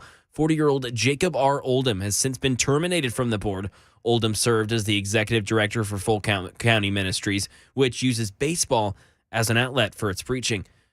And some news with Elon Musk, who says Twitter is changing its name to X as the company worked to remove its old Twitter sign outside its San Francisco headquarters on Monday today. Police had to get involved. Alex Stone. Using equipment to take down the classic old Twitter sign with the bird logo, a lane of traffic in downtown San Francisco was blocked. That had somebody calling police because of the traffic problem it was creating. Police say they responded and determined Twitter was not doing anything criminal, but for a time, work to bring down that sign came to a halt. It's unclear if a giant X will go up in its place. And right here in Tennessee tomorrow, the former Franklin soccer coach accused of raping and drugging boys for over 20 years, Camila Hurtado Campos, will have a virtual hearing tomorrow. Campos left his phone at a Franklin pizza shop where employees then found videos of these terrible acts on the cell phone. Campos allegedly raped over a dozen children while recording each instance. And a popular grocery store issued a recall for 2 of its items. Brian Clark details. Trader Joe's says rocks have been found in 2 kinds of its cookies, the almond windmill and dark chocolate chunk in almond. The difference is the sell-by date. Almond windmill cookies with sell-by dates of October 19th through 21st are affected, along with the dark chocolate chunk in almond from October 17th through the 21st. If you have either of those, Trader Joe's says throw them away or return them to stores for a full refund. And that is the latest news. Traffic and weather on the way. I'm Mac Maury, WTN News.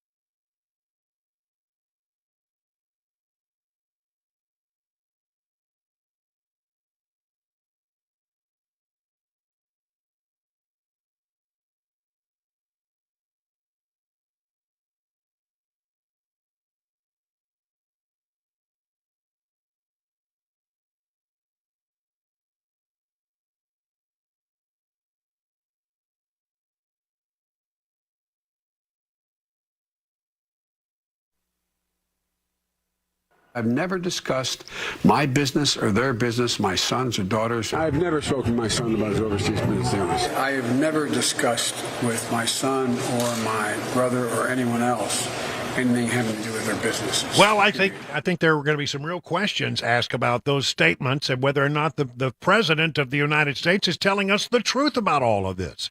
Because there are new developments that are occurring in the family syndicate story, the Biden family syndicate story, that are raising awful big questions about whether or not the president of the United States has been truthful in this matter.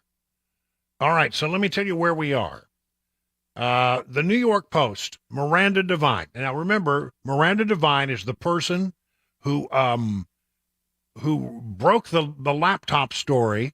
And not one word of that laptop story has ever been pulled back, has ever been walked back.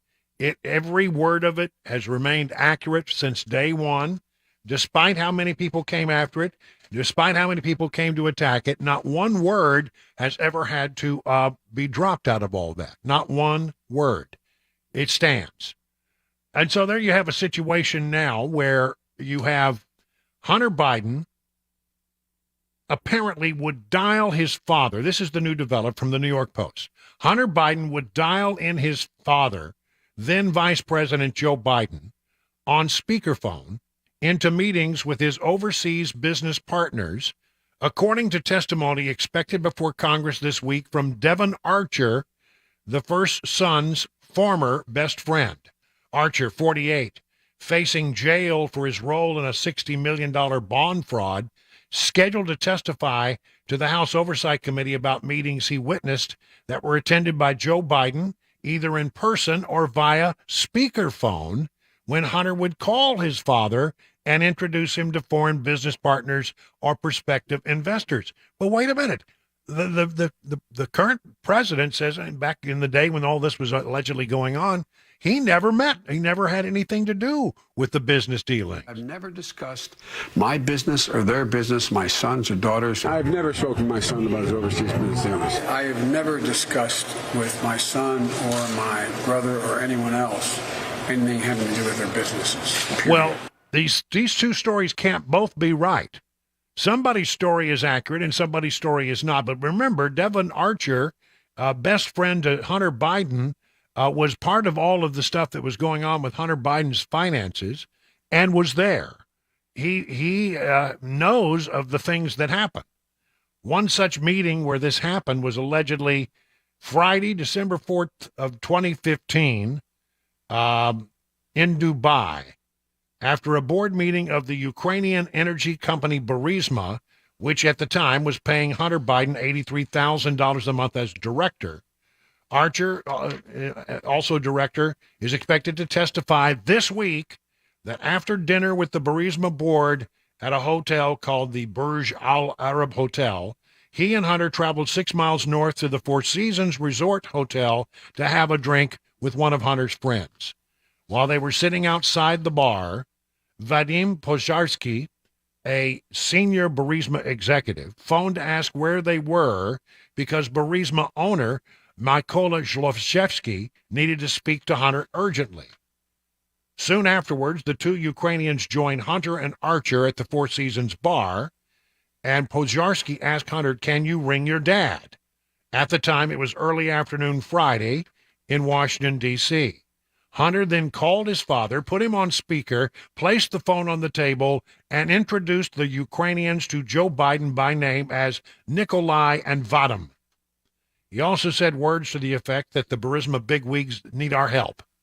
Vice President greeted the Ukrainians, but spoke only in vague pleasantries during the short call, and in other such interactions with Hunter's overseas business partners, Archer is expected to testify. Congressional investigators are expected to probe the reasons for Zlochevsky requesting the urgent phone call with Joe Biden. Now, this all gets down to a problem. They will note the context that 3 days after the speakerphone call, the then vice president, who was the Obama administration point man for Ukraine, was due to fly to Kiev to address the Ukrainian parliament known as Rada on December 5th of 2015 about the poison of cronyism, corruption, and kleptocracy. 10 weeks before the call, the U.S. ambassador had given a speech about corruption in Odessa, that not Texas, that's Odessa, Kiev, Russia. But by then, Ukrainian Prosecutor General Viktor Shokin was investigating Burisma for corruption.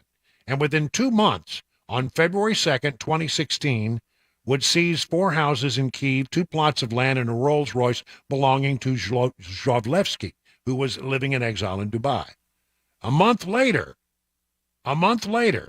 Shokin was fired. This investigator that was going after corruption in Burisma, where Hunter Biden sat on the board, well, he was fired because after Joe Biden threatened to withhold $1 billion in U.S. aid to Ukraine. And we even have, I'm going to play it again because it is the killer soundbite that confirms all of this stuff. We actually have former vice president, then vice president, I guess he was out at this point, giving a speech at a foreign policy forum. And he actually bragged about stepping in and saying, you've got a prosecutor that you need to get fired. We don't like him. This is the prosecutor that was giving Burisma the devil as Hunter Biden sat on the board. This is somebody that,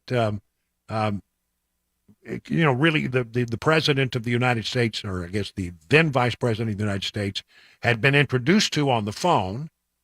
He said, look, you know what? We're not going to have it. Here's the soundbite. Listen for yourself as Joe Biden speaks about this very incident. I remember going over convincing our team, or others, to convincing us that we should be providing for loan guarantees. And I went over for, I guess, the 12th, 13th time to Kyiv, and I was supposed to announce that there was another $1 billion loan guarantee. And I had gotten a commitment from Poroshenko and from Yatsenyuk that they would take action against the state prosecutor, and they didn't. So they said they were walking out to press conference. I said, no, I said, I'm not going to, or we're not going to give you the $1 billion. They said, you have no authority. You're not the president. The president said. I said, call him. I said, I'm telling you, you're not getting the $1 billion. I said, you're not getting the $1 billion. I'm going to be leaving here. And I think it was, 6 hours? I looked, I said, I'm leaving in 6 hours. If the prosecutor's not fired, you're not getting the money. Well, son of a bitch. Got fired. And they put in place someone who was solid. Well, so they say. So let's just go through it one more time. Hunter Biden is on the board of Burisma, and there is a prosecutor that has just given Burisma the devil and going after the person who's in charge of Burisma, Zhovlevsky. Hunter Biden picks up the phone one day at a cocktail where Zhovlevsky is in attendance, and calls his dad, got him on the line, put the phone on the table, introduced him to his dad, who was the sitting vice president at the time, with a portfolio that included handling the issues of Ukraine. And Hunter Biden says something to the effect, our friend needs our help. All right? And then a short time later, just a few days later, really, Vice President Biden is in Ukraine, and there's $1 billion worth of aid, and he says, I'm not, by the way, this $1 billion is American taxpayer money. It came from you and me. It wasn't Joe Biden's money. But he said, look, we're just not going to give you the $1 billion unless you, do something about this prosecutor that's bugging the folks over at Burisma. He's got to go. Well, that's quid pro quo. That's, you gave my son a lot of money. I get dragged into a phone call with you.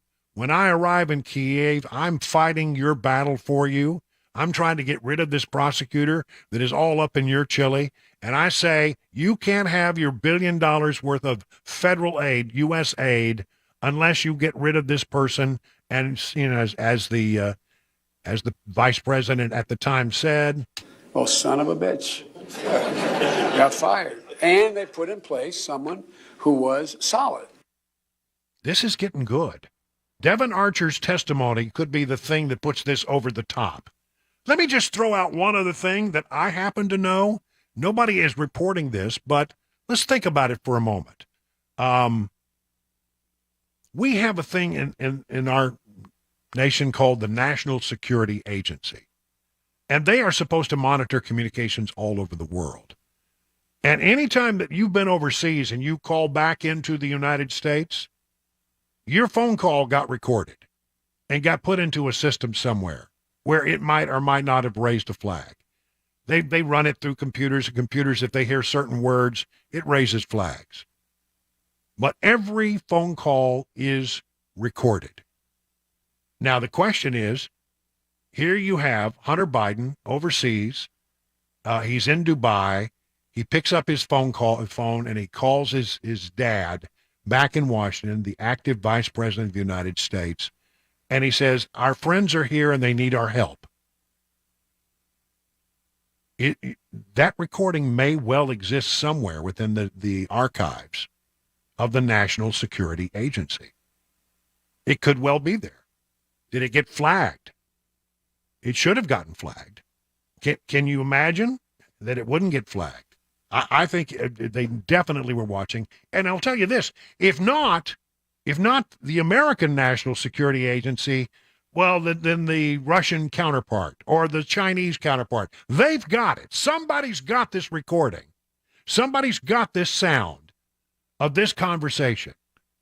And that would be the thing that would put it all together. But I'm telling you, Devon Archer, good friend, Hunter Biden, coming to Washington, will speak. I think it's on Wednesday.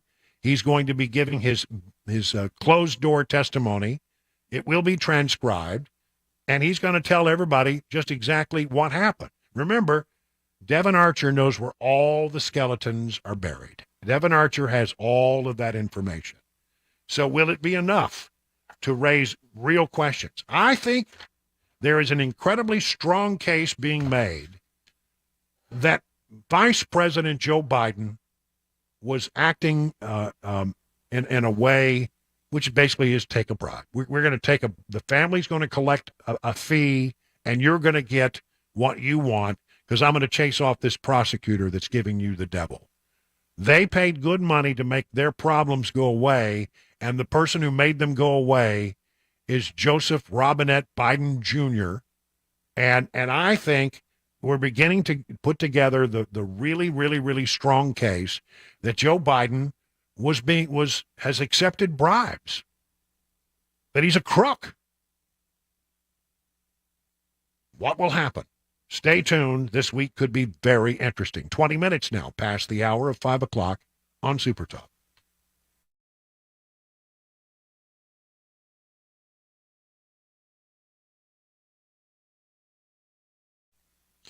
All right, here's a message from the Nashville Armory Ranges, 2 locations for your convenience. First, the Nashville Armory is at 4290 Kenilwood Drive in Nashville. 15,000 square feet, which combines retail, classrooms, of course, pistol and rifle-rated ranges so you can learn, you can become proficient, and you can stay that way. The second location, the Franklin Range at 390 South Winds Drive. There you will find 10 state-of-the-art shooting ranges equipped with automated target control, custom shooting stalls that provide a virtually private shooting experience. And the folks who work there, well, they pride themselves on hiring folks with the expertise to advise experienced shooters, but they also have the patience to guide those who are new to the 2A world. No attitude, no pressure. Gunsmithing is back at the Nashville Range. If you're buying your first gun or adding to the collection, you'll find a wide selection of new and pre-owned firearms, suppressors, optics, apparel, shooting accessories. It's a place to buy your weapon. It's a place to train with your weapon, and it's a place to become a very good shot. To learn more, go to armoryranges.com. That's armoryranges.com, and please let them know your friend and radio buddy Brian Wilson sent you.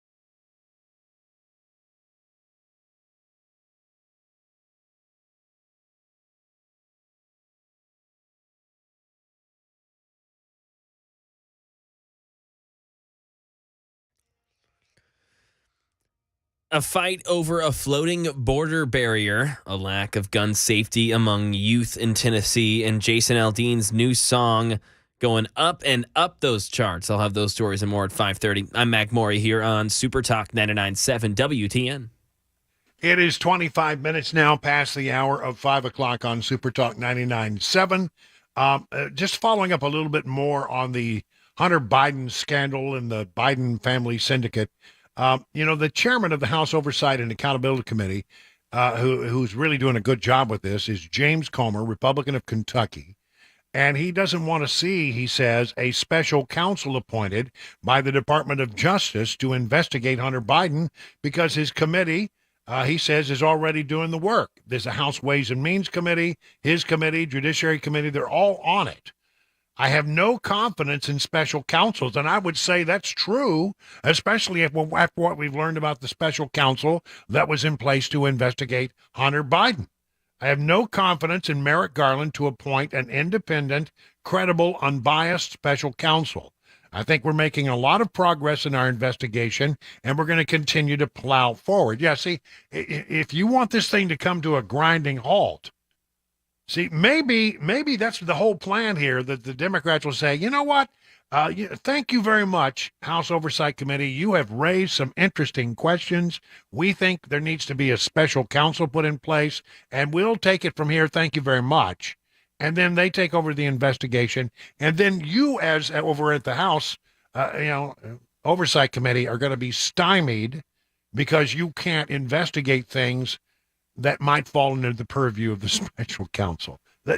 I wouldn't be surprised if they didn't pull a stunt like that. And then, the special counsel could just, like special counsels do, just drag it out and drag it out and drag it out. I don't know, but it seems to me that, he's right in this, that we don't want a special counsel. The DOJ does have two levels of the way they treat people. If you're a Democrat, you get treated one way. If you're a Republican, you get treated another. There just seems to be little doubt about that.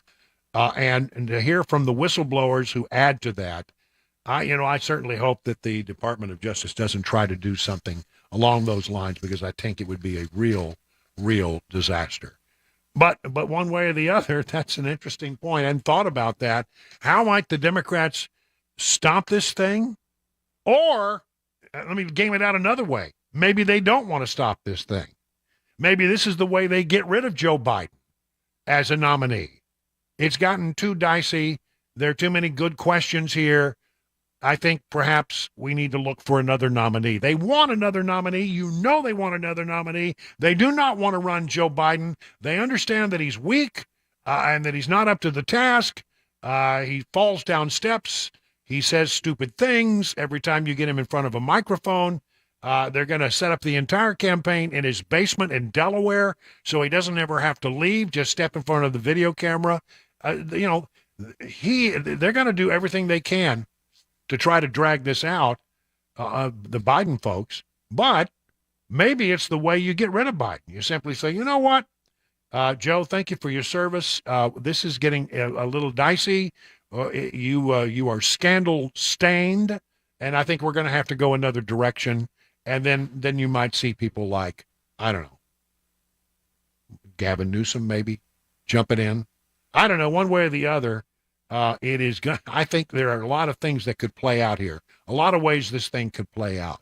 But I think it's interesting that Comer is already out here speaking, saying, one of the things we don't want is that we don't want a special counsel. He almost sounds like Brer Rabbit. Whatever you do, do not set up a special counsel. We don't want a special counsel. You give us a special counsel, it will have no credibility because we don't trust Merrick Garland. We don't trust the Department of Justice. We don't trust the FBI because we have seen how they handled the last investigation, and it wasn't very good. This is going to get really interesting. Watch.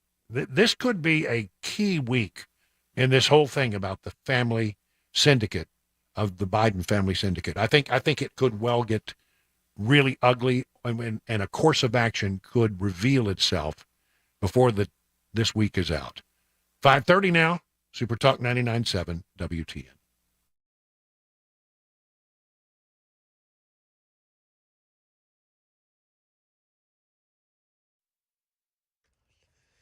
5:30, I'm Mac Maury with your top stories. Right now, 90 degrees in Nashville and expecting a hot week with scattered showers every other day or so. Right now, a severe thunderstorm warning in Clarksville, New Providence, and St. Bethlehem until 6:15 p.m. tonight. Got a complete forecast, the latest traffic report upcoming in 5 minutes. A fight over a floating border barrier Texas built in the Rio Grande will be heading to court. The Biden administration wants it removed immediately, but Texas is saying no. Alex Stone has details. Not long after the deadline set by the Justice Department for the removal of the buoys and razor wire, and then a letter from Governor Greg Abbott to President Biden saying Texas will see you in court, Mr. President. Now the Department of Justice has quickly filed a lawsuit. In it, the federal government is claiming Texas is illegally blocking the river from boats navigating the waterway and illegally built the barrier without the approval of the Army Corps of Engineers. Plus, it says it raises humanitarian concerns. It's demanding Texas pay to remove it immediately. But Governor Abbott says under the Constitution that Texas has a right to protect its borders. And right now in Nashville, 21-year-old Yoel Lopez is now dead after his 18-year-old cousin, Jose Cruz, shot him while playing with an AR pistol. Cruz ran away immediately, and Lopez's other cousin drove him to a 7-Eleven off of Nolensville Pike at around 1:20 a.m., where he later died. Cruz was arrested this morning and charged with criminal homicide. And in some entertainment news, a little controversy seemed to be good for sales for Jason Aldean's latest song as it rockets up the charts. Here's more from Jason Nathanson. Jason Aldean's Try That in a Small Town. Around here we take care of our own. Debuts at number 2 on the Billboard Hot 100 singles chart. The week after got a lot of people talking about the meaning of the song and its video, with claims that it was anti-Black Lives Matter and racist. Claims Aldean said couldn't be further from the truth. Whatever the case, it had the biggest digital sales week for a country song in 10 years. Since Florida Georgia Line's Cruise. Aldean hasn't had a song in the top 10 since Dirt Road Anthem in 2011. And that is the latest news. Traffic and weather upcoming. I'm Mac Maury, WTN News.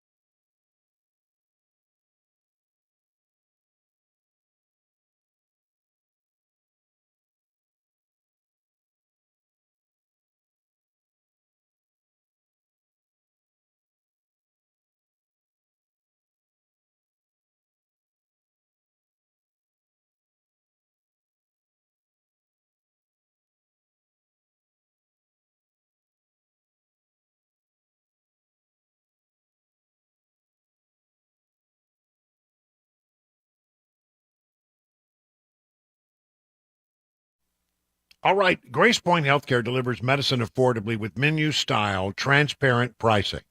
It's the concept. It's pretty interesting. They're going to tell you how much your medical care is going to cost before the care is delivered. They are best known for their Smart Care plans, $69 a month. You get, and you listen carefully, unlimited office visits and free basic labs for the entire year. They treat the whole family, even newborns, so they offer family plans as well. In conjunction with a high-deductible insurance plan, this could save you and your family hundreds of dollars. At Grace Point, they take their time with each patient. They see you the same next day. There's no long wait times or crowded wait rooms. They treat naturally wherever possible. It is a military vet-owned practice. Just some of the reasons why it's been voted the best primary care provider by Toast of Music City year after year after year. And Grace Point wants you to know they understand this is a time where many people are suffering from seasonal allergies. Grace Point offers allergy testing and treatment so you can enjoy the great outdoors. Grace Point Healthcare on Main Street, Franklin, 599-6868 to schedule a visit.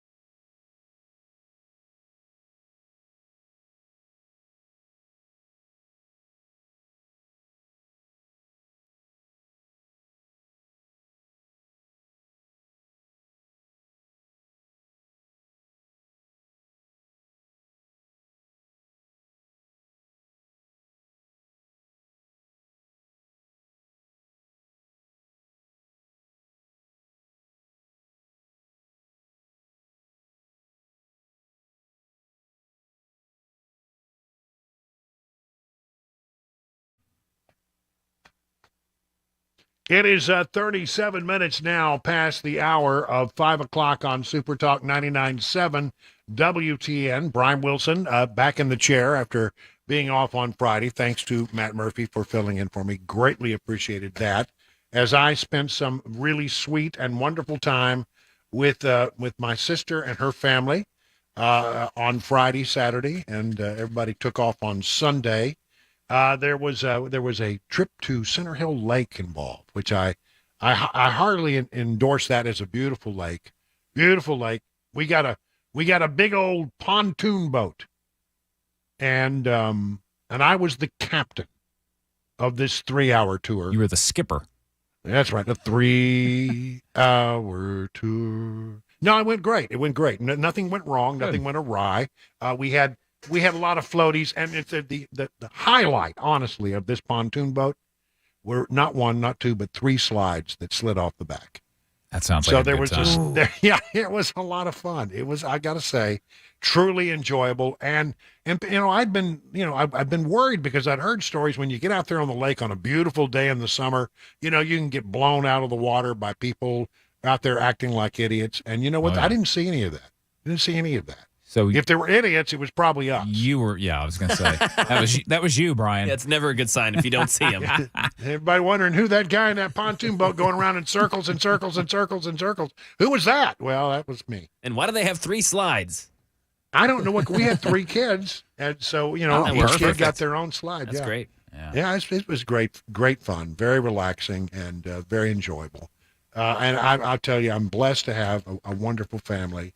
And I'm so tickled that they were able to come and enjoy that experience. They like Tennessee. They like Tennessee a lot. Oh, good. You know what else happened over the weekend? They released these 2 movies, Barbie and Oppenheimer. Boy, you couldn't ask for any 2 movies that were any more different than Barbie and Oppenheimer. I mean, Barbie is, just a flight of fancy. What's the woman's name? Margot Robbie. Mm-hmm. Margot Robbie. Yeah. Mm-hmm. Yes, sir. I know. I admit. And then, wasn't Ryan Reynolds? It was Ryan Gosling. Yes. Gosling. Thank you. I get those 2 mixed up. Who came in as Ken? Mm-hmm. And it was all done. I from what I can tell from looking at the promos, I'm sorry. This is one where I draw the line. Many times I do things for you, my audience, so you don't have to.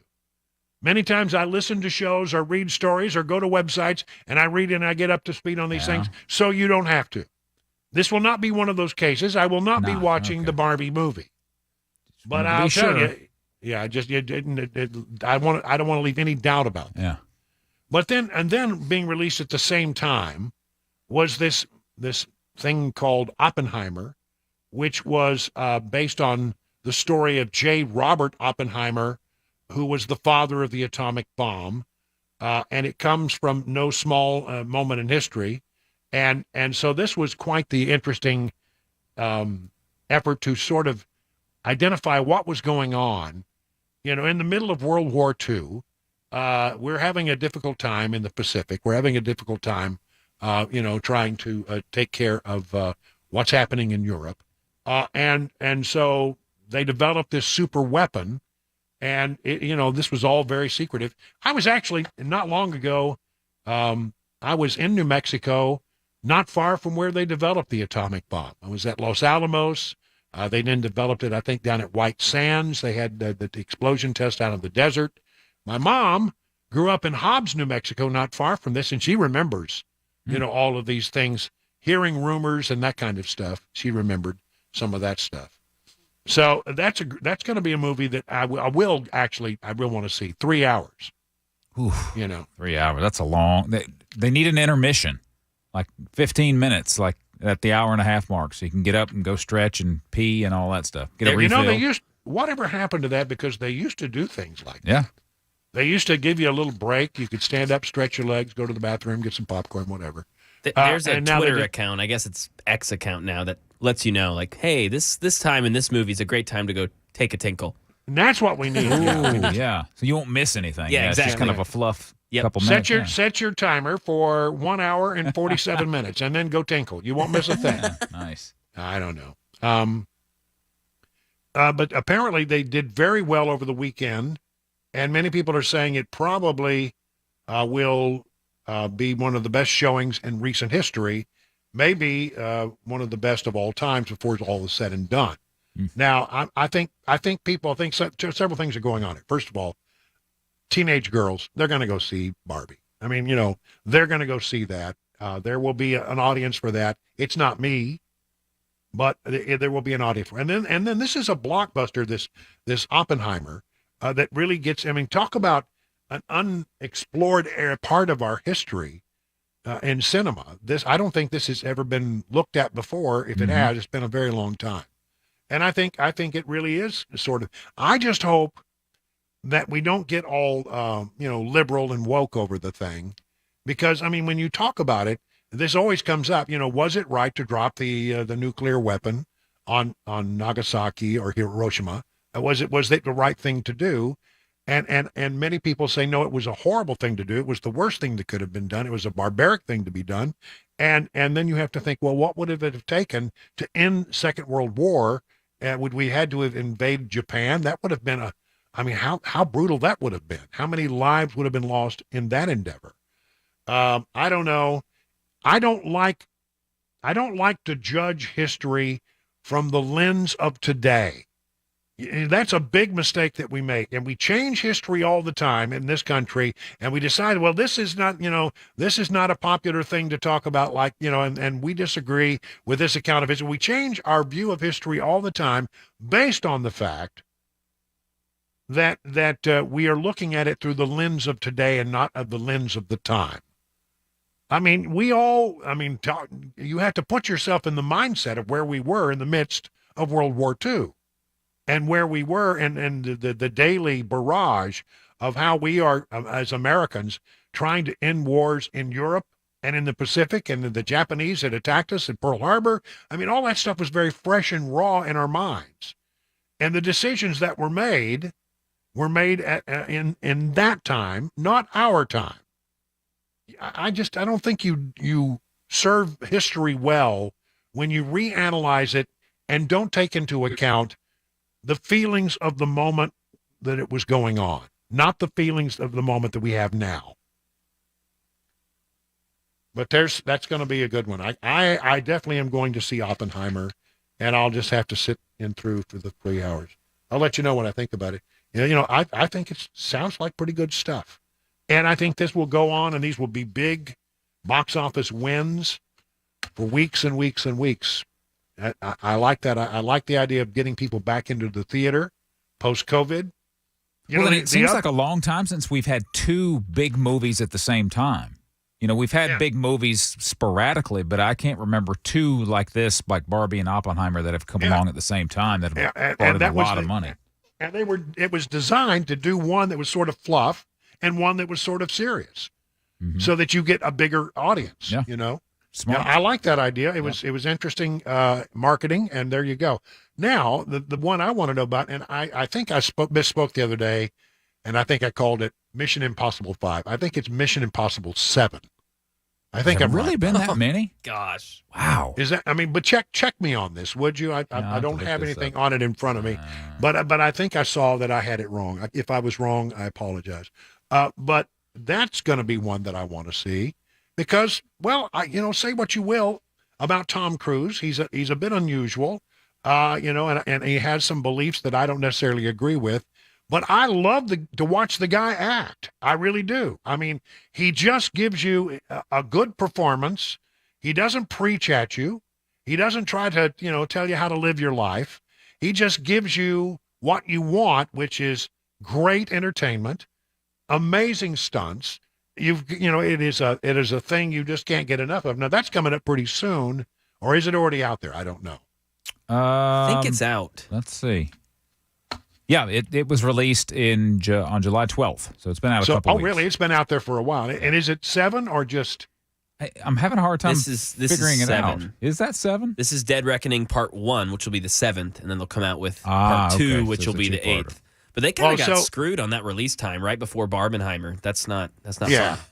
Now, Barbenheimer. I don't know. I don't think I've seen. I think I saw the first Mission Impossible, and that's the only one I ever saw. Really? I'm not sure I saw any of them. I since think then. they have been great movies. They are. They're great.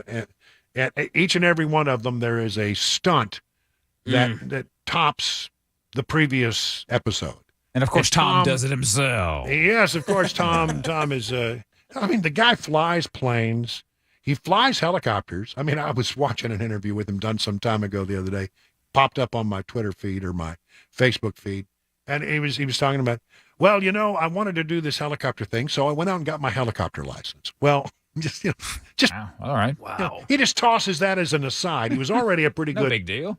fixed wing pilot. Has a P-51 that he owns, and he loves to fly.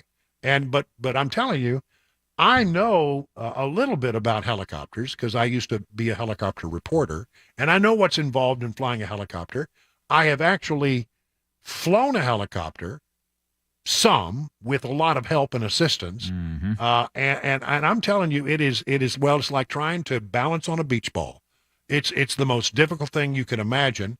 You've got a stick in your hand, in your right hand, which is gives you forward, backwards, left, and right. You got other lever that you pull up called the collective, which is on with your left hand. So you got that one. And then you got two pedals out there, and you have to constantly adjust the pedals because when you rev up the engine, the tendency of the aircraft is the tail is to go around with the engine. Yeah. And you have to push into that with that little rotor in the back to counteract that. And the more speed you bring up on the collective, the more pedal you have to put into it, and then you got to make sure that you don't crash. That's important. I mean, let me tell you something. To go from being, many people will tell you the difference between flying a plane, flying a helicopter is like night and day. And yet he just, I went and got my helicopter's license, and then I'm going, okay, I just apparently they one time had him list all of his licenses. He also has a real estate license for some reason. Good grief. This guy says he says he works 7 days a week. He said he never takes a day off. Wow. Yeah. And he has more money than I'll ever see. That's crazy. Yeah, why in the world at this point? Yeah, what is the purpose of going forward at this point? Yeah. I mean, well, he's still got to go to space, man. He's still got that ahead of him. And I read about that, and they say that we're working on that movie diligently every day, but we're not there yet. So that'll be that might be his retirement movie. Yeah, his swan song. His swan song. He goes to space and shoots a movie in space, and then that's the end of it. And then they just eject him and send him off into the never to be seen again. 51 minutes now past the hour of 5 o'clock.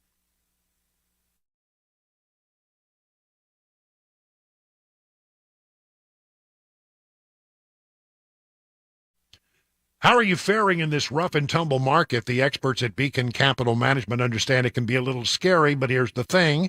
Beacon Capital Management has a plan to assess where you are and help you make any mid-course corrections that might be needed. Wouldn't it be great to have peace of mind that you're on the right path? Beacon can provide that reassurance. It starts with a phone call. Here's the number. Write it down. 615-488-9303.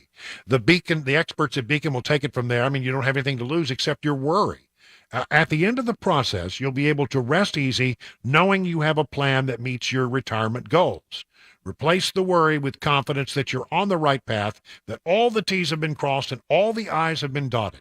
Again, that number is 615-488-9303. The experts at Beacon stand ready to take your stress away. Learn more at askbeaconnow.com. Hi, I'm Paul Winkler. Have you ever thought about why we invest in the stock market? Well, you often hear because we want to protect ourselves from inflation. Well, what is inflation? It's prices going up. Who's raising prices? Companies. What do you own when you own stocks? You own the companies raising prices, so it helps protect us from that. The other thing is this. Think about the most successful people you know. They're typically business owners, and you get to be a business owner when you invest in the stock market. Now, if we think about the stock market, a lot of people worry about, well, what if the stock market drops and it never comes back? Well, this is another thing that I like to explain to people. If the stock market goes down and it never comes back, what does that mean? That means that earnings went down and they never came back up again. So earnings went down. If earnings go down, what else goes down? Taxes go down. If taxes go away, what else goes away? The government goes away. If the government goes away, the FDIC goes away. So think about it. Everything is built on the stock market. That's why I don't ever worry about the stock market going down. Everybody has the same goal in mind when stocks go down. Get it to come back up, because we got to get earnings to come back up. Now, you have two things at your control to get earnings to come back up. One is sales. We can change what we're selling or sell more of whatever we have if we can. And if we can't do that, we can reduce our expenses. And that's exactly what companies do. You'll notice that they lay off people when things get bad, and hence that is why the stock market has recovered from every downturn throughout all of history. Now, if you want to learn more about our approach to investing and financial planning, go to paulwinkler.com and set up a free 15-minute phone call, or call 615-851-1950.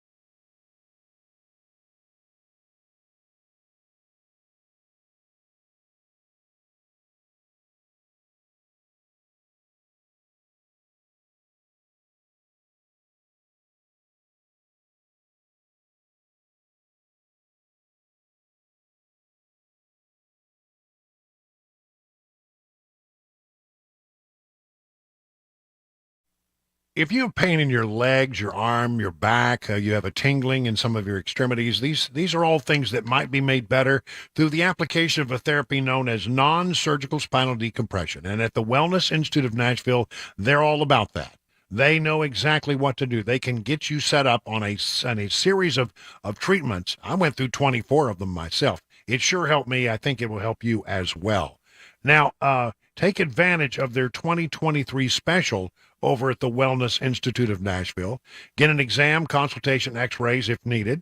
You can bring in an MRI if you have one. You'll sit down with Dr. Kevin Mitchell, go over your condition, and a custom healing plan will be developed for you, and which will eventually be discounted by 50%.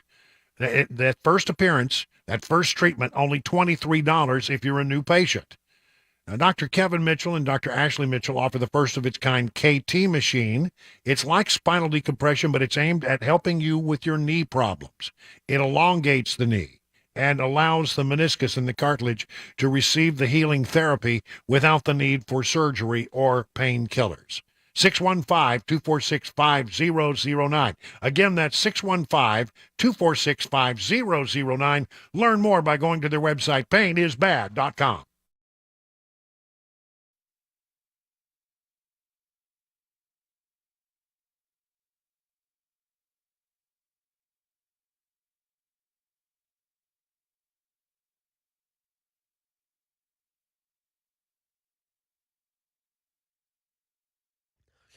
Six o'clock, I'm Mac Maury with your top stories. That thunderstorm warning in Clarksville now expiring as that small line of storms travel across the mid-state. Forecast latest traffic report upcoming in 5 minutes. A 15-year-old was shot and dumped out of a car in Clarksville last night. He was then flown to a hospital. This was all captured on video in this neighborhood. Channel 4's Brendan Tierney brings us more.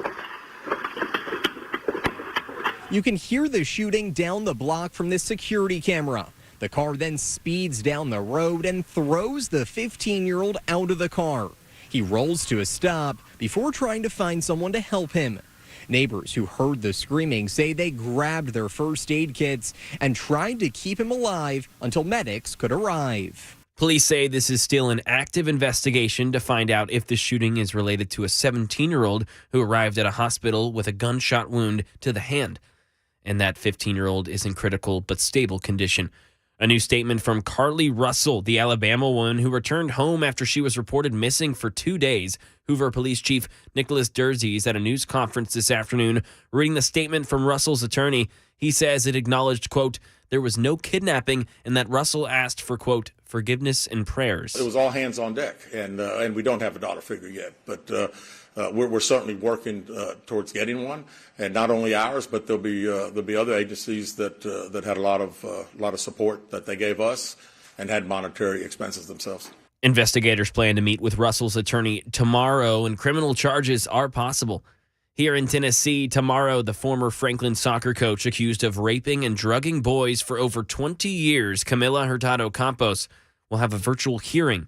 Campos left his phone at a Franklin pizza shop where employees then found videos of those terrible acts on the cell phone. Campos allegedly raped over a dozen children while recording each instance.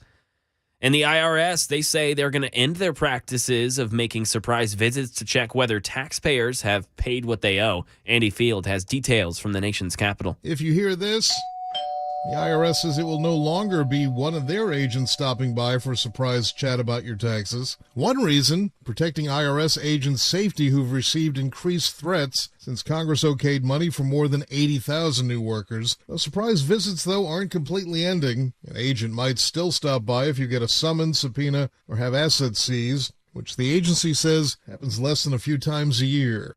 And some Tennessee Titans news. Star wide receiver DeAndre Hopkins has put pen to paper on a contract, making him officially a Tennessee Titan. Hopkins was a free agent after being waived by the Arizona Cardinals and ended up wanting to see his highlights in the shade of two-tone blue this season. And those two tones will look different twice this season, as the team has also announced they're bringing back the classic light blue Houston Oilers jerseys this year for 2 regular season games. And that is the latest news. Traffic and weather are next. I'm Mac Maury, WTN News.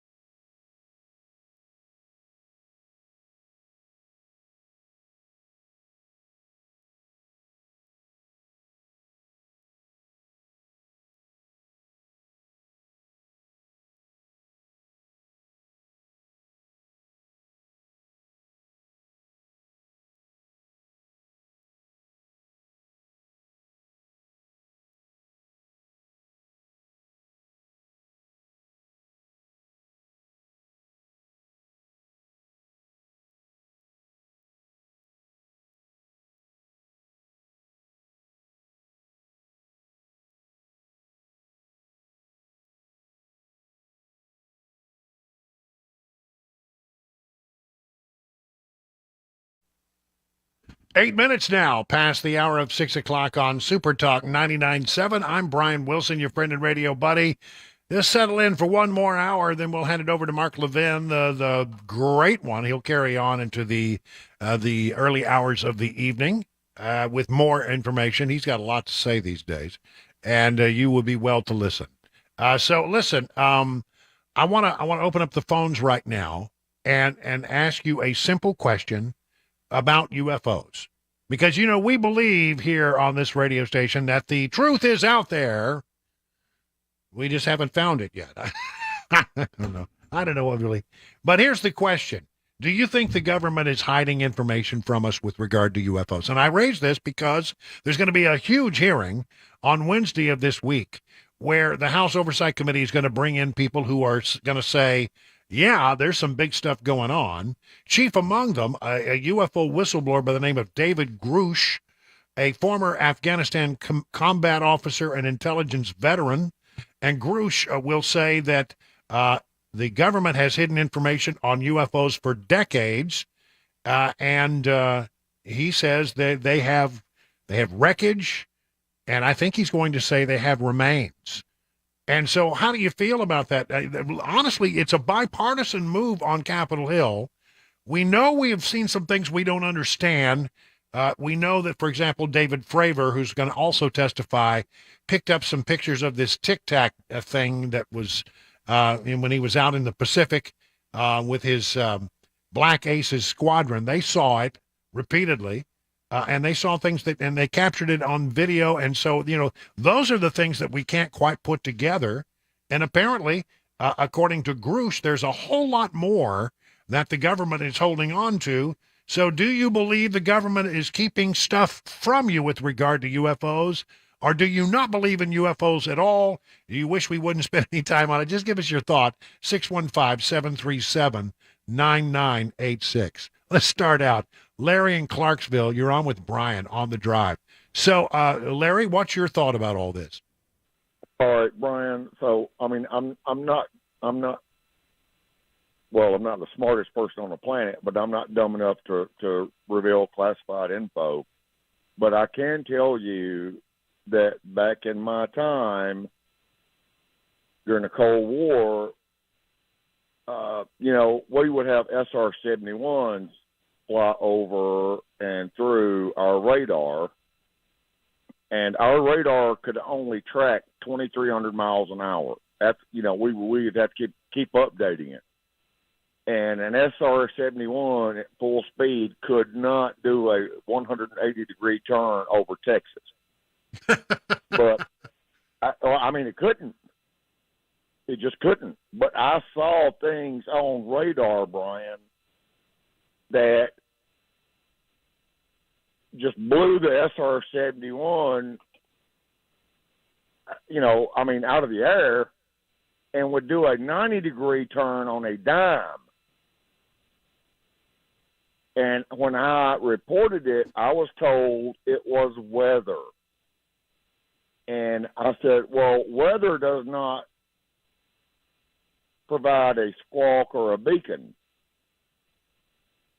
And they said, shut up, Sergeant Hunter. I said, you don't need to say another word. Now, okay, so what did you walk away thinking about all that? Did you think it was something we had? But, how many years ago was that? Back before you was born. Really? Well, I doubt that. Well, let's say 77 to 83. Yeah.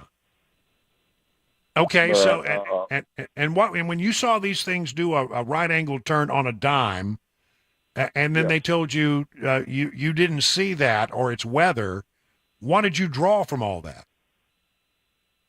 That I'd better shut my mouth. and I have shut my mouth for a long time, but now I no longer give a you-know-what, and they can kiss my you-know-what. So have you thought about calling these folks up that are doing these investigations and sharing what you saw? No. Well, it would do no good. But see, that's It the would- thing with all these new committees that they are looking at these things afresh. And there's now, although a stigma was attached to this kind of stuff back when you were in the military, they're yes, now sir. saying that they Believe want to me. hear about it.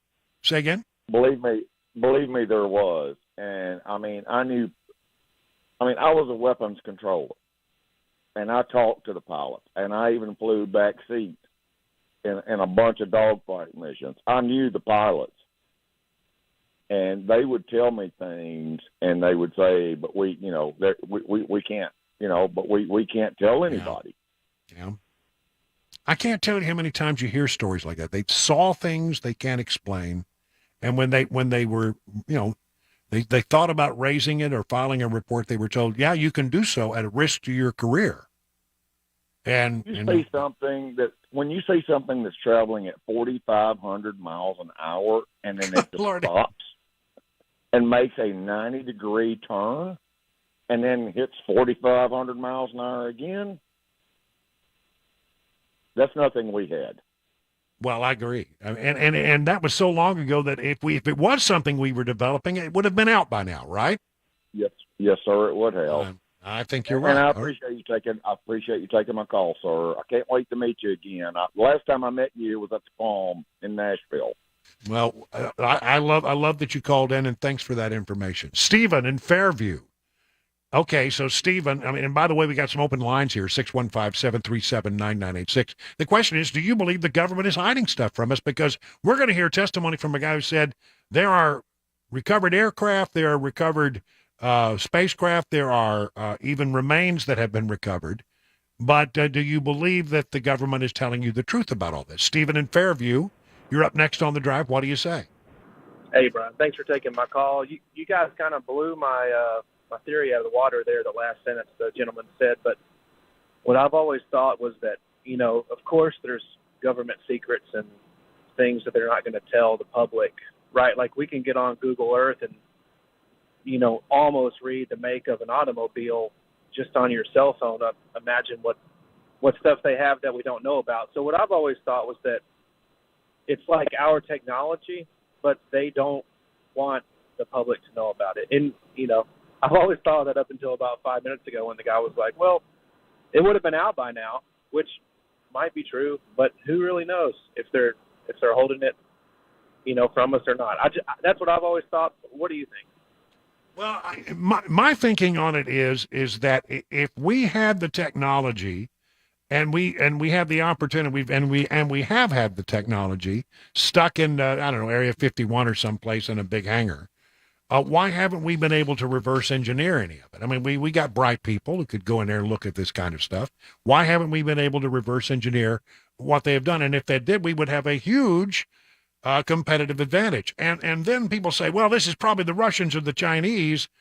Well, do you think that Russia would be sitting on this technology while it's in the middle of a war because they could win this war in an hour if they had some of the technology that has been seen, and the same is true for the Chinese. They would have just taken Taiwan and said, we wouldn't have had a thing to do about it. We couldn't have said a thing. So I don't know. It's an interesting question. I know this, that there are people out there who have seen things and have captured them and video of these things that we can't explain. And I don't know. What's interesting to me is that you don't have Republicans asking for these questions. You have a bipartisan group asking for these questions to be answered. Tim Burchett's going to lead this from Tennessee on Wednesday. But you also have people as diverse as Chuck Schumer in the Senate, who is willing to say that I think we need to pass a piece of legislation that requires the military to tell us that. The military is keeping some of this stuff secret, and when you see somebody like Chuck Schumer raising questions about it, well, understand Chuck Schumer is part of the Gang of Four. Chuck Schumer has the highest national security clearances that are available. He can see anything. He's part of the Gang of Eight. There's 8 people on Capitol Hill who have the top security clearances, and Chuck Schumer is one of them. And he could ask, give me the document. I want to know. But for some reason, the military refuses to pass on this information, saying you don't have the need to know. I don't know. Rich in Spring Hill. Rich, you're on with Brian on the Drive. Do you believe that the government is holding back some information from us, or how do you look at this whole UFO UAP thing? Rich, you're up. Okay. I don't want to listen into Rich's personal conversations. Apparently, Rich was listening on the radio and not on the phone. Well, anyway, let me give you this real quick. You'll hear from Safe Aerospace Executive Director Ryan Graves, Commander David Fravor, who led the Navy's Black Aces Squadron, and then this guy, David Grush, a former National Geospatial Intelligence Agency member, said that the government has hidden information on UFOs for decades. He informed Congress and the Intelligence Community Inspector General that the federal government has fully and partially intact vehicles of non-human origins. The Pentagon and Washington Bureau have kept this information hidden for decades, and we're going to finally shed some light on it, says Tim Burchett of Tennessee. We're done with the cover-ups. It's going to be fun to watch this one. That's who it is. Yeah, that's right. I don't know. Listen, I don't know. I am interested, but I mean, everything that I read on it tells me that there's more going on here than the government is sharing with us. I also believe, as I think a lot of other people do, including Tim Burchett, is that I don't think that this is a danger to us. I don't think it's a danger to us at all, because if they wanted to take us, and the technology that we have seen demonstrated has been captured is far beyond our understanding. It is beyond the laws of physics as we understand it. Then they would have had a tremendous advantage over us and could have wiped us out in a matter of seconds. They seem to be watching, is what I come to the conclusion. They're watching us. They're especially interested in our nuclear facilities or our nuclear aircraft carriers, nuclear missile silos, nuclear power plants. They seem to be very interested in that. And they seem to be able to go to any part of the planet and travel, even the most sensitive areas that we have, bombing ranges, etc. They can just travel through these areas with impunity. Nothing stops them. We can't do anything about them. So I sort of believe, as Burchett does, that they're not out to hurt us. But what is going on? And do we really have aircraft, spacecraft, and remains? I don't know. Maybe this week will be the week we get a few answers. It's just interesting that so many different people of different ilks, political ilks, are asking the same questions, and they believe that there are answers that we have not yet been provided. 21 minutes past the hour of 6 o'clock.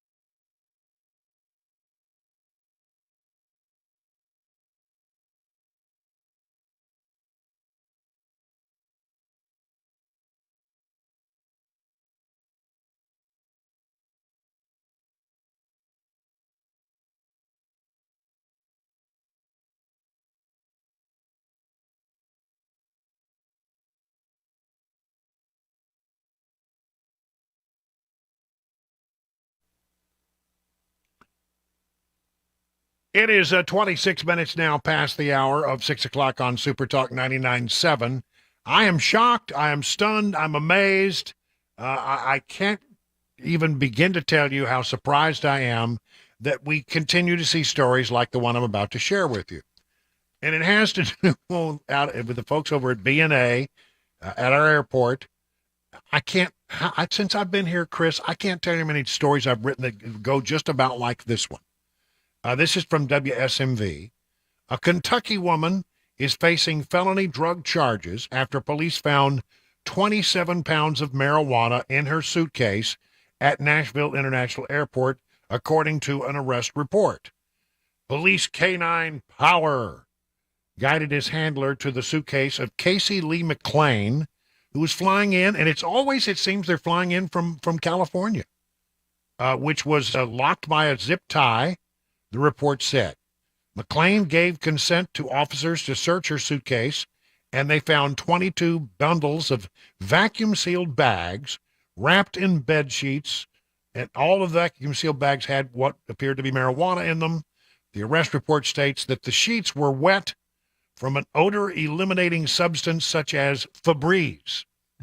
That worked real well. Yeah, it didn't work so well.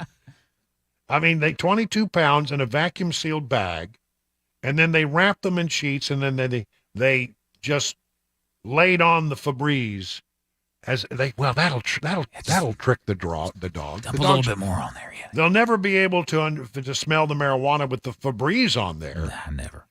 She had no personal bag or carry-on and only had her driver's license, phone, and boarding pass in her possession. She is now facing a felony charge of possession with intent to distribute. That's a good charge. That's a hard charge. She could well be doing time in the Gray Bar Hotel. And again, if this was the first time, you'd say, well, oh, look what they did. This is amazing. This is surprising. Look what they got. But I guarantee you this happens about once a week or at least twice a month. Yeah. Don't you think? I think so. Yeah, it does. Yeah. Well, and it tends to happen in groups, it seems like, too. Like we'll have maybe a couple months where we don't hear about one, but then we'll hear about 3 or 4 within a month's time. Now, you got on the super text line, you got a bit of information from somebody who claims to know a little bit about this. Yeah, I did, because I posed the question, well, maybe they're using that as a decoy and then they're bringing in the real shipment or a bigger shipment on a later flight. This is like a Smokey and the Bandit kind of thing where something you like got that. a Trans Am. She's the Trans Am. Yeah. But you're still looking for the big amount of pot to come in the big truck. So, I mean,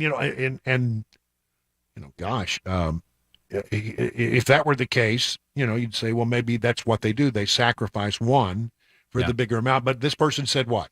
Well, they said that they were a former drug Congratulations on reforming your life, apparently. That's a good thing. But yeah, he said that taking marijuana or pot or drugs of any kind to the airport, running them on a plane is one of the stupidest things you could do. So you're going to get caught every time. Every time. So I guess that if that's true, if he knows what he's talking about, that kind of, blows my theory up there. Well, I mean, they have several police dogs out there at B&A. Yeah, they got enough to cover almost every shift, I would imagine. Yeah. And so, I don't know. But it's always consistently the same. It's somebody who's coming in from L.A. And they are carrying about. It's never a lot of pot. I mean, 27 pounds is a lot of pot, but I mean, I'm not talking about, it's not hundreds of pounds of pot. Yeah. It's usually whatever you can fit in a suitcase, which is about 20 pounds. Mm-hmm. And the dogs always seem to pick it up. Always seem to pick it up. Maybe they're just dumb and they think, I can't sell it out in California, so maybe I'll take it back east and sell it. They're just dumb enough to think they could get away with it. So, okay. So I don't understand why putting it on an airplane. Why not just put it in a car? Yeah, I'm sure there's plenty of that, and drive too. it across the country. Yeah. I don't know. Good question.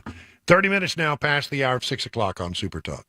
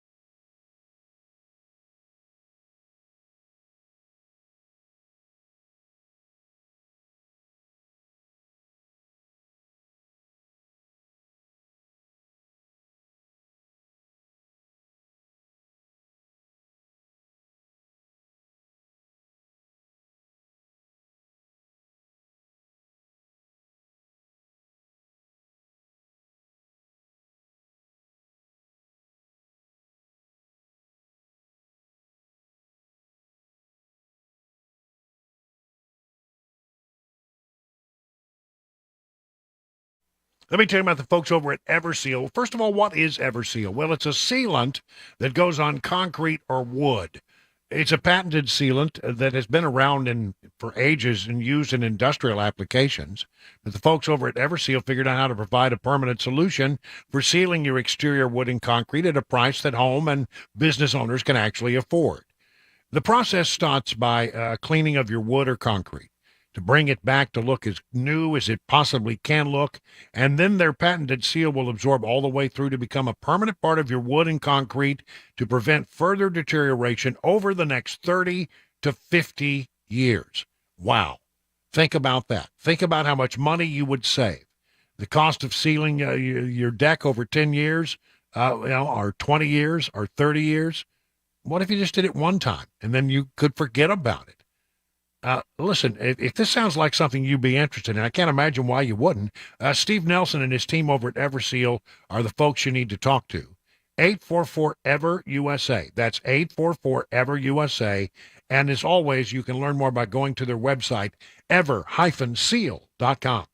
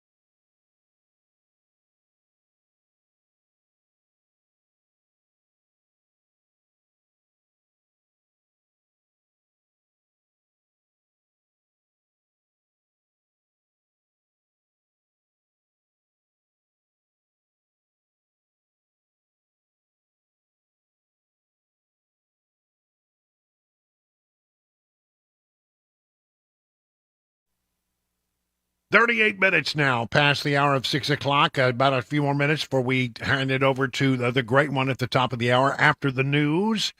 So just stay right here on Super Talk 99.7. The great analysis and stuff that you've come to expect will continue with Mark Levin. I want to do some 2024 numbers very quickly. Numbers, you make your eyes glaze over, but I'm going to try to keep it simple if I could. Because there is another poll out today that looks at the Republican presidential nomination. This doesn't really mean a lot because we don't elect people that way. We have, state-by-state primaries, and that's how it happens. But it does give you sort of a rough idea about where things might stand with Republicans, in the upcoming election. Okay, so here's the thing. Rasmussen reports. I have a great deal of respect for Rasmussen. Here we go. Trump, if the election were held today, Trump, for the Republican nomination, Trump 57, DeSantis 13. Each and every time we come back to these polls, it seems that Trump is getting stronger and DeSantis is getting weaker. In other words, in this 2024, who do you like, Republicans, who do you like sort of beauty contest poll? Trump 57, DeSantis 13, Pence 5, Ramaswamy 3, Haley 4, Scott 4, Christie 5, Asa Hutchinson 4, and then some also Rands.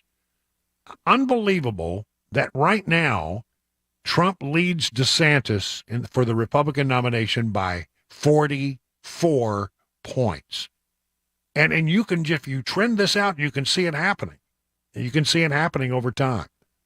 So, at this point, regardless, it seems to me, of whatever happens with Trump, regardless of whatever happens, is he going to be indicted? What else are they going to do to him? It seems to me that Trump continues to be made stronger each time the Democrats take a swap at him. Every time they try to take a crack at him, he comes out smelling better. Whether it's, he's got that indictment, he's got this thing, he's got that pending, doesn't matter. Trump 57, DeSantis 13. And it just has not budged at all. Could it budge? Yeah, I suppose it could, but I just don't get the sense that it's gonna. I don't think that it's gonna. So there is that.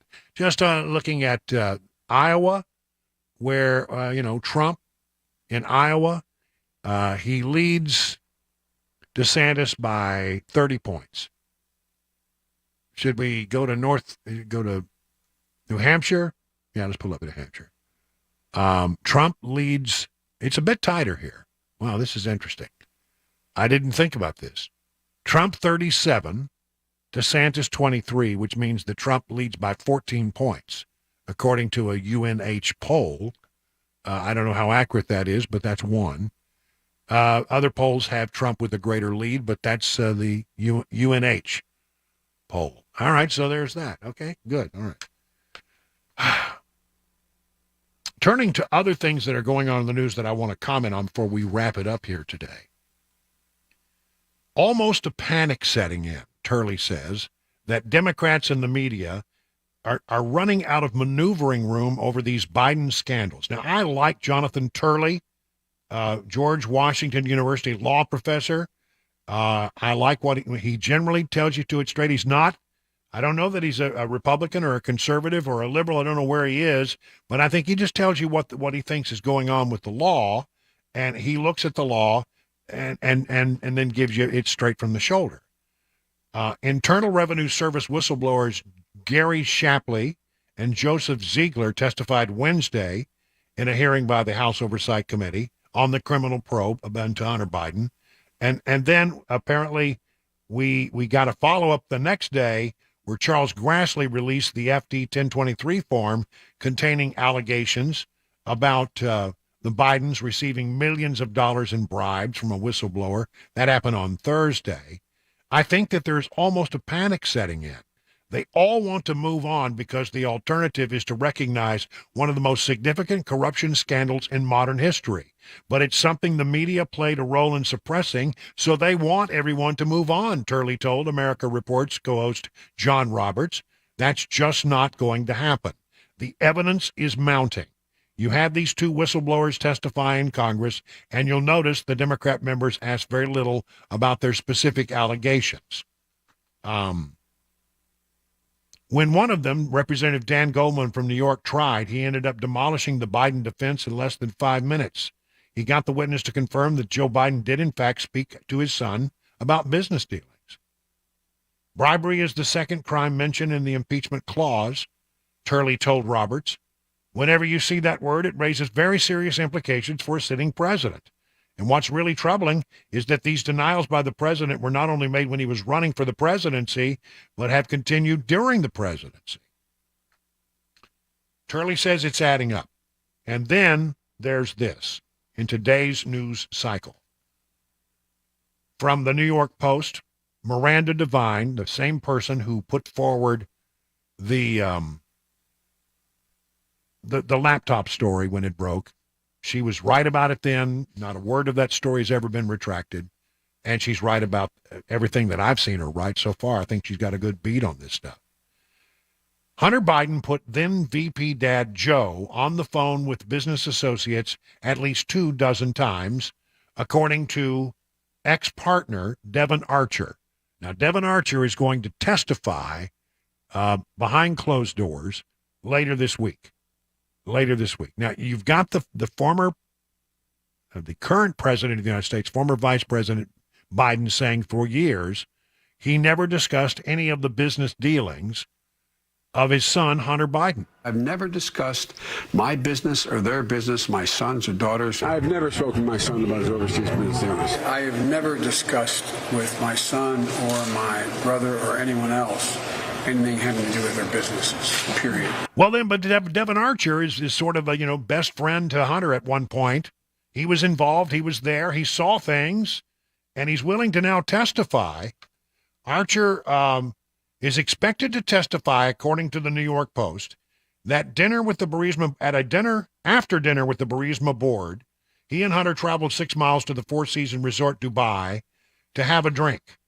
Okay? So they were sitting outside at the bar, and Vadim Pozharsky, a senior Burisma executive, phoned them to ask where they were because Burisma's owner, Mykola Shlovchevsky, needed to speak to Hunter urgently. Soon afterwards, the two Ukrainians mentioned joined Hunter and Archer at the Four Seasons bar. And Pozharsky asked Hunter, "Can you ring up your dad?" At the time, it was early afternoon Friday in Washington, D.C. Hunter then called his father, put him on speaker, placed the phone on the table, and introduced the Ukrainians to Joe Biden by name. He was the sitting vice president with Ukraine in his portfolio. He also said words to the effect, according to Archer, that the Burisma bigwigs, quote, need our support. Vice President Biden greeted the Ukrainians, but spoke only in vague pleasantries during the short call.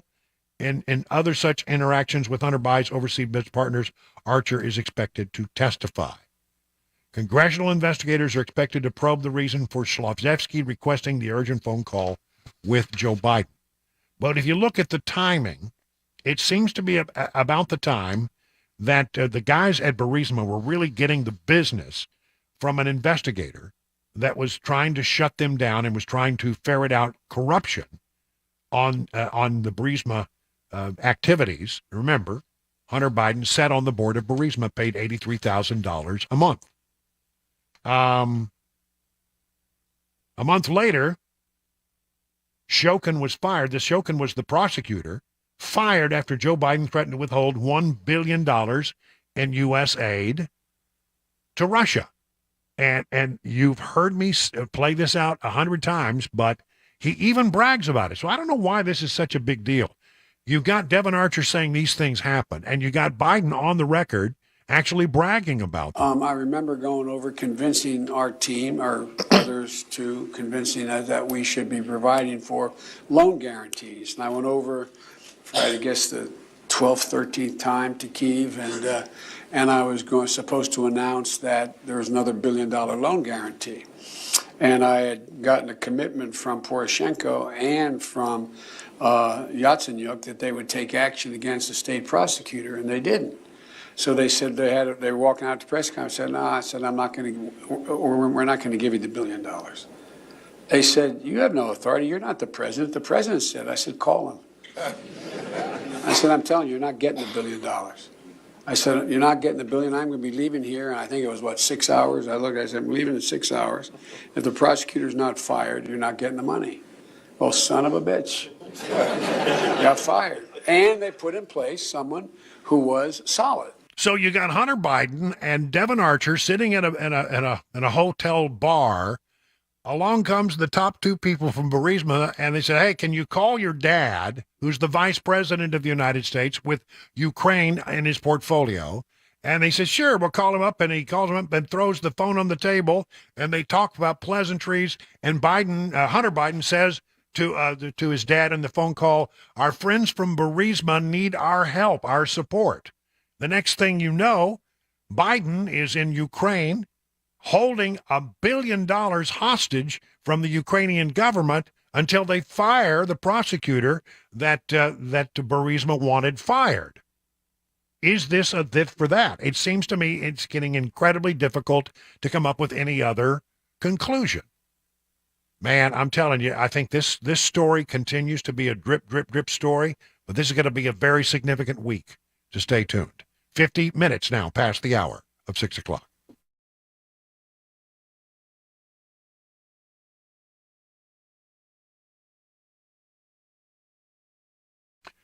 We talk all the time about diamonds at Genesis Diamonds. That's their specialty. Diamonds are not a side business at Genesis. It's the core of what they are. That's why Genesis has 30-plus years connections in the industry. It's how they can truly cut out layers of middlemen and the markups that go along with those middlemen. It's how Genesis can maintain a diamond selection that's up to 30 times what you would find at other stores. It's a diamond powerhouse, whether you're looking for a half-carat or a 20-carat diamond. But don't forget, Genesis has case after case of exquisite fashion jewelry as well. Earrings, bracelets, pendants, bands, colored gemstones, gold jewelry, the list goes on and on. And Genesis has partnered with all the top designers in the jewelry world. Top designers from New York and California with handcrafted pieces, one-of-a-kind heirloom jewelry. And on top of this, Genesis has one of the largest selections of luxury pre-owned Rolex watches in America. If you're dreaming of a Rolex, come see the pristine pre-owned models they have in stock right now. Hundreds to pick from. Best part about Genesis, the people. Nobody's on commission. They work in your best interest, and they have a passion for making every customer a raving fan. So listen, whatever you need in jewelry, this is hands down the best place to go. Genesis Diamonds, Green Hills, and Cool Springs. Hi, I'm Paul Winkler. Have you ever thought about why we invest in the stock market? Well, you often hear because we want to protect ourselves from inflation. Well, what is inflation? It's prices going up. Who's raising prices? Companies. What do you own when you own stocks?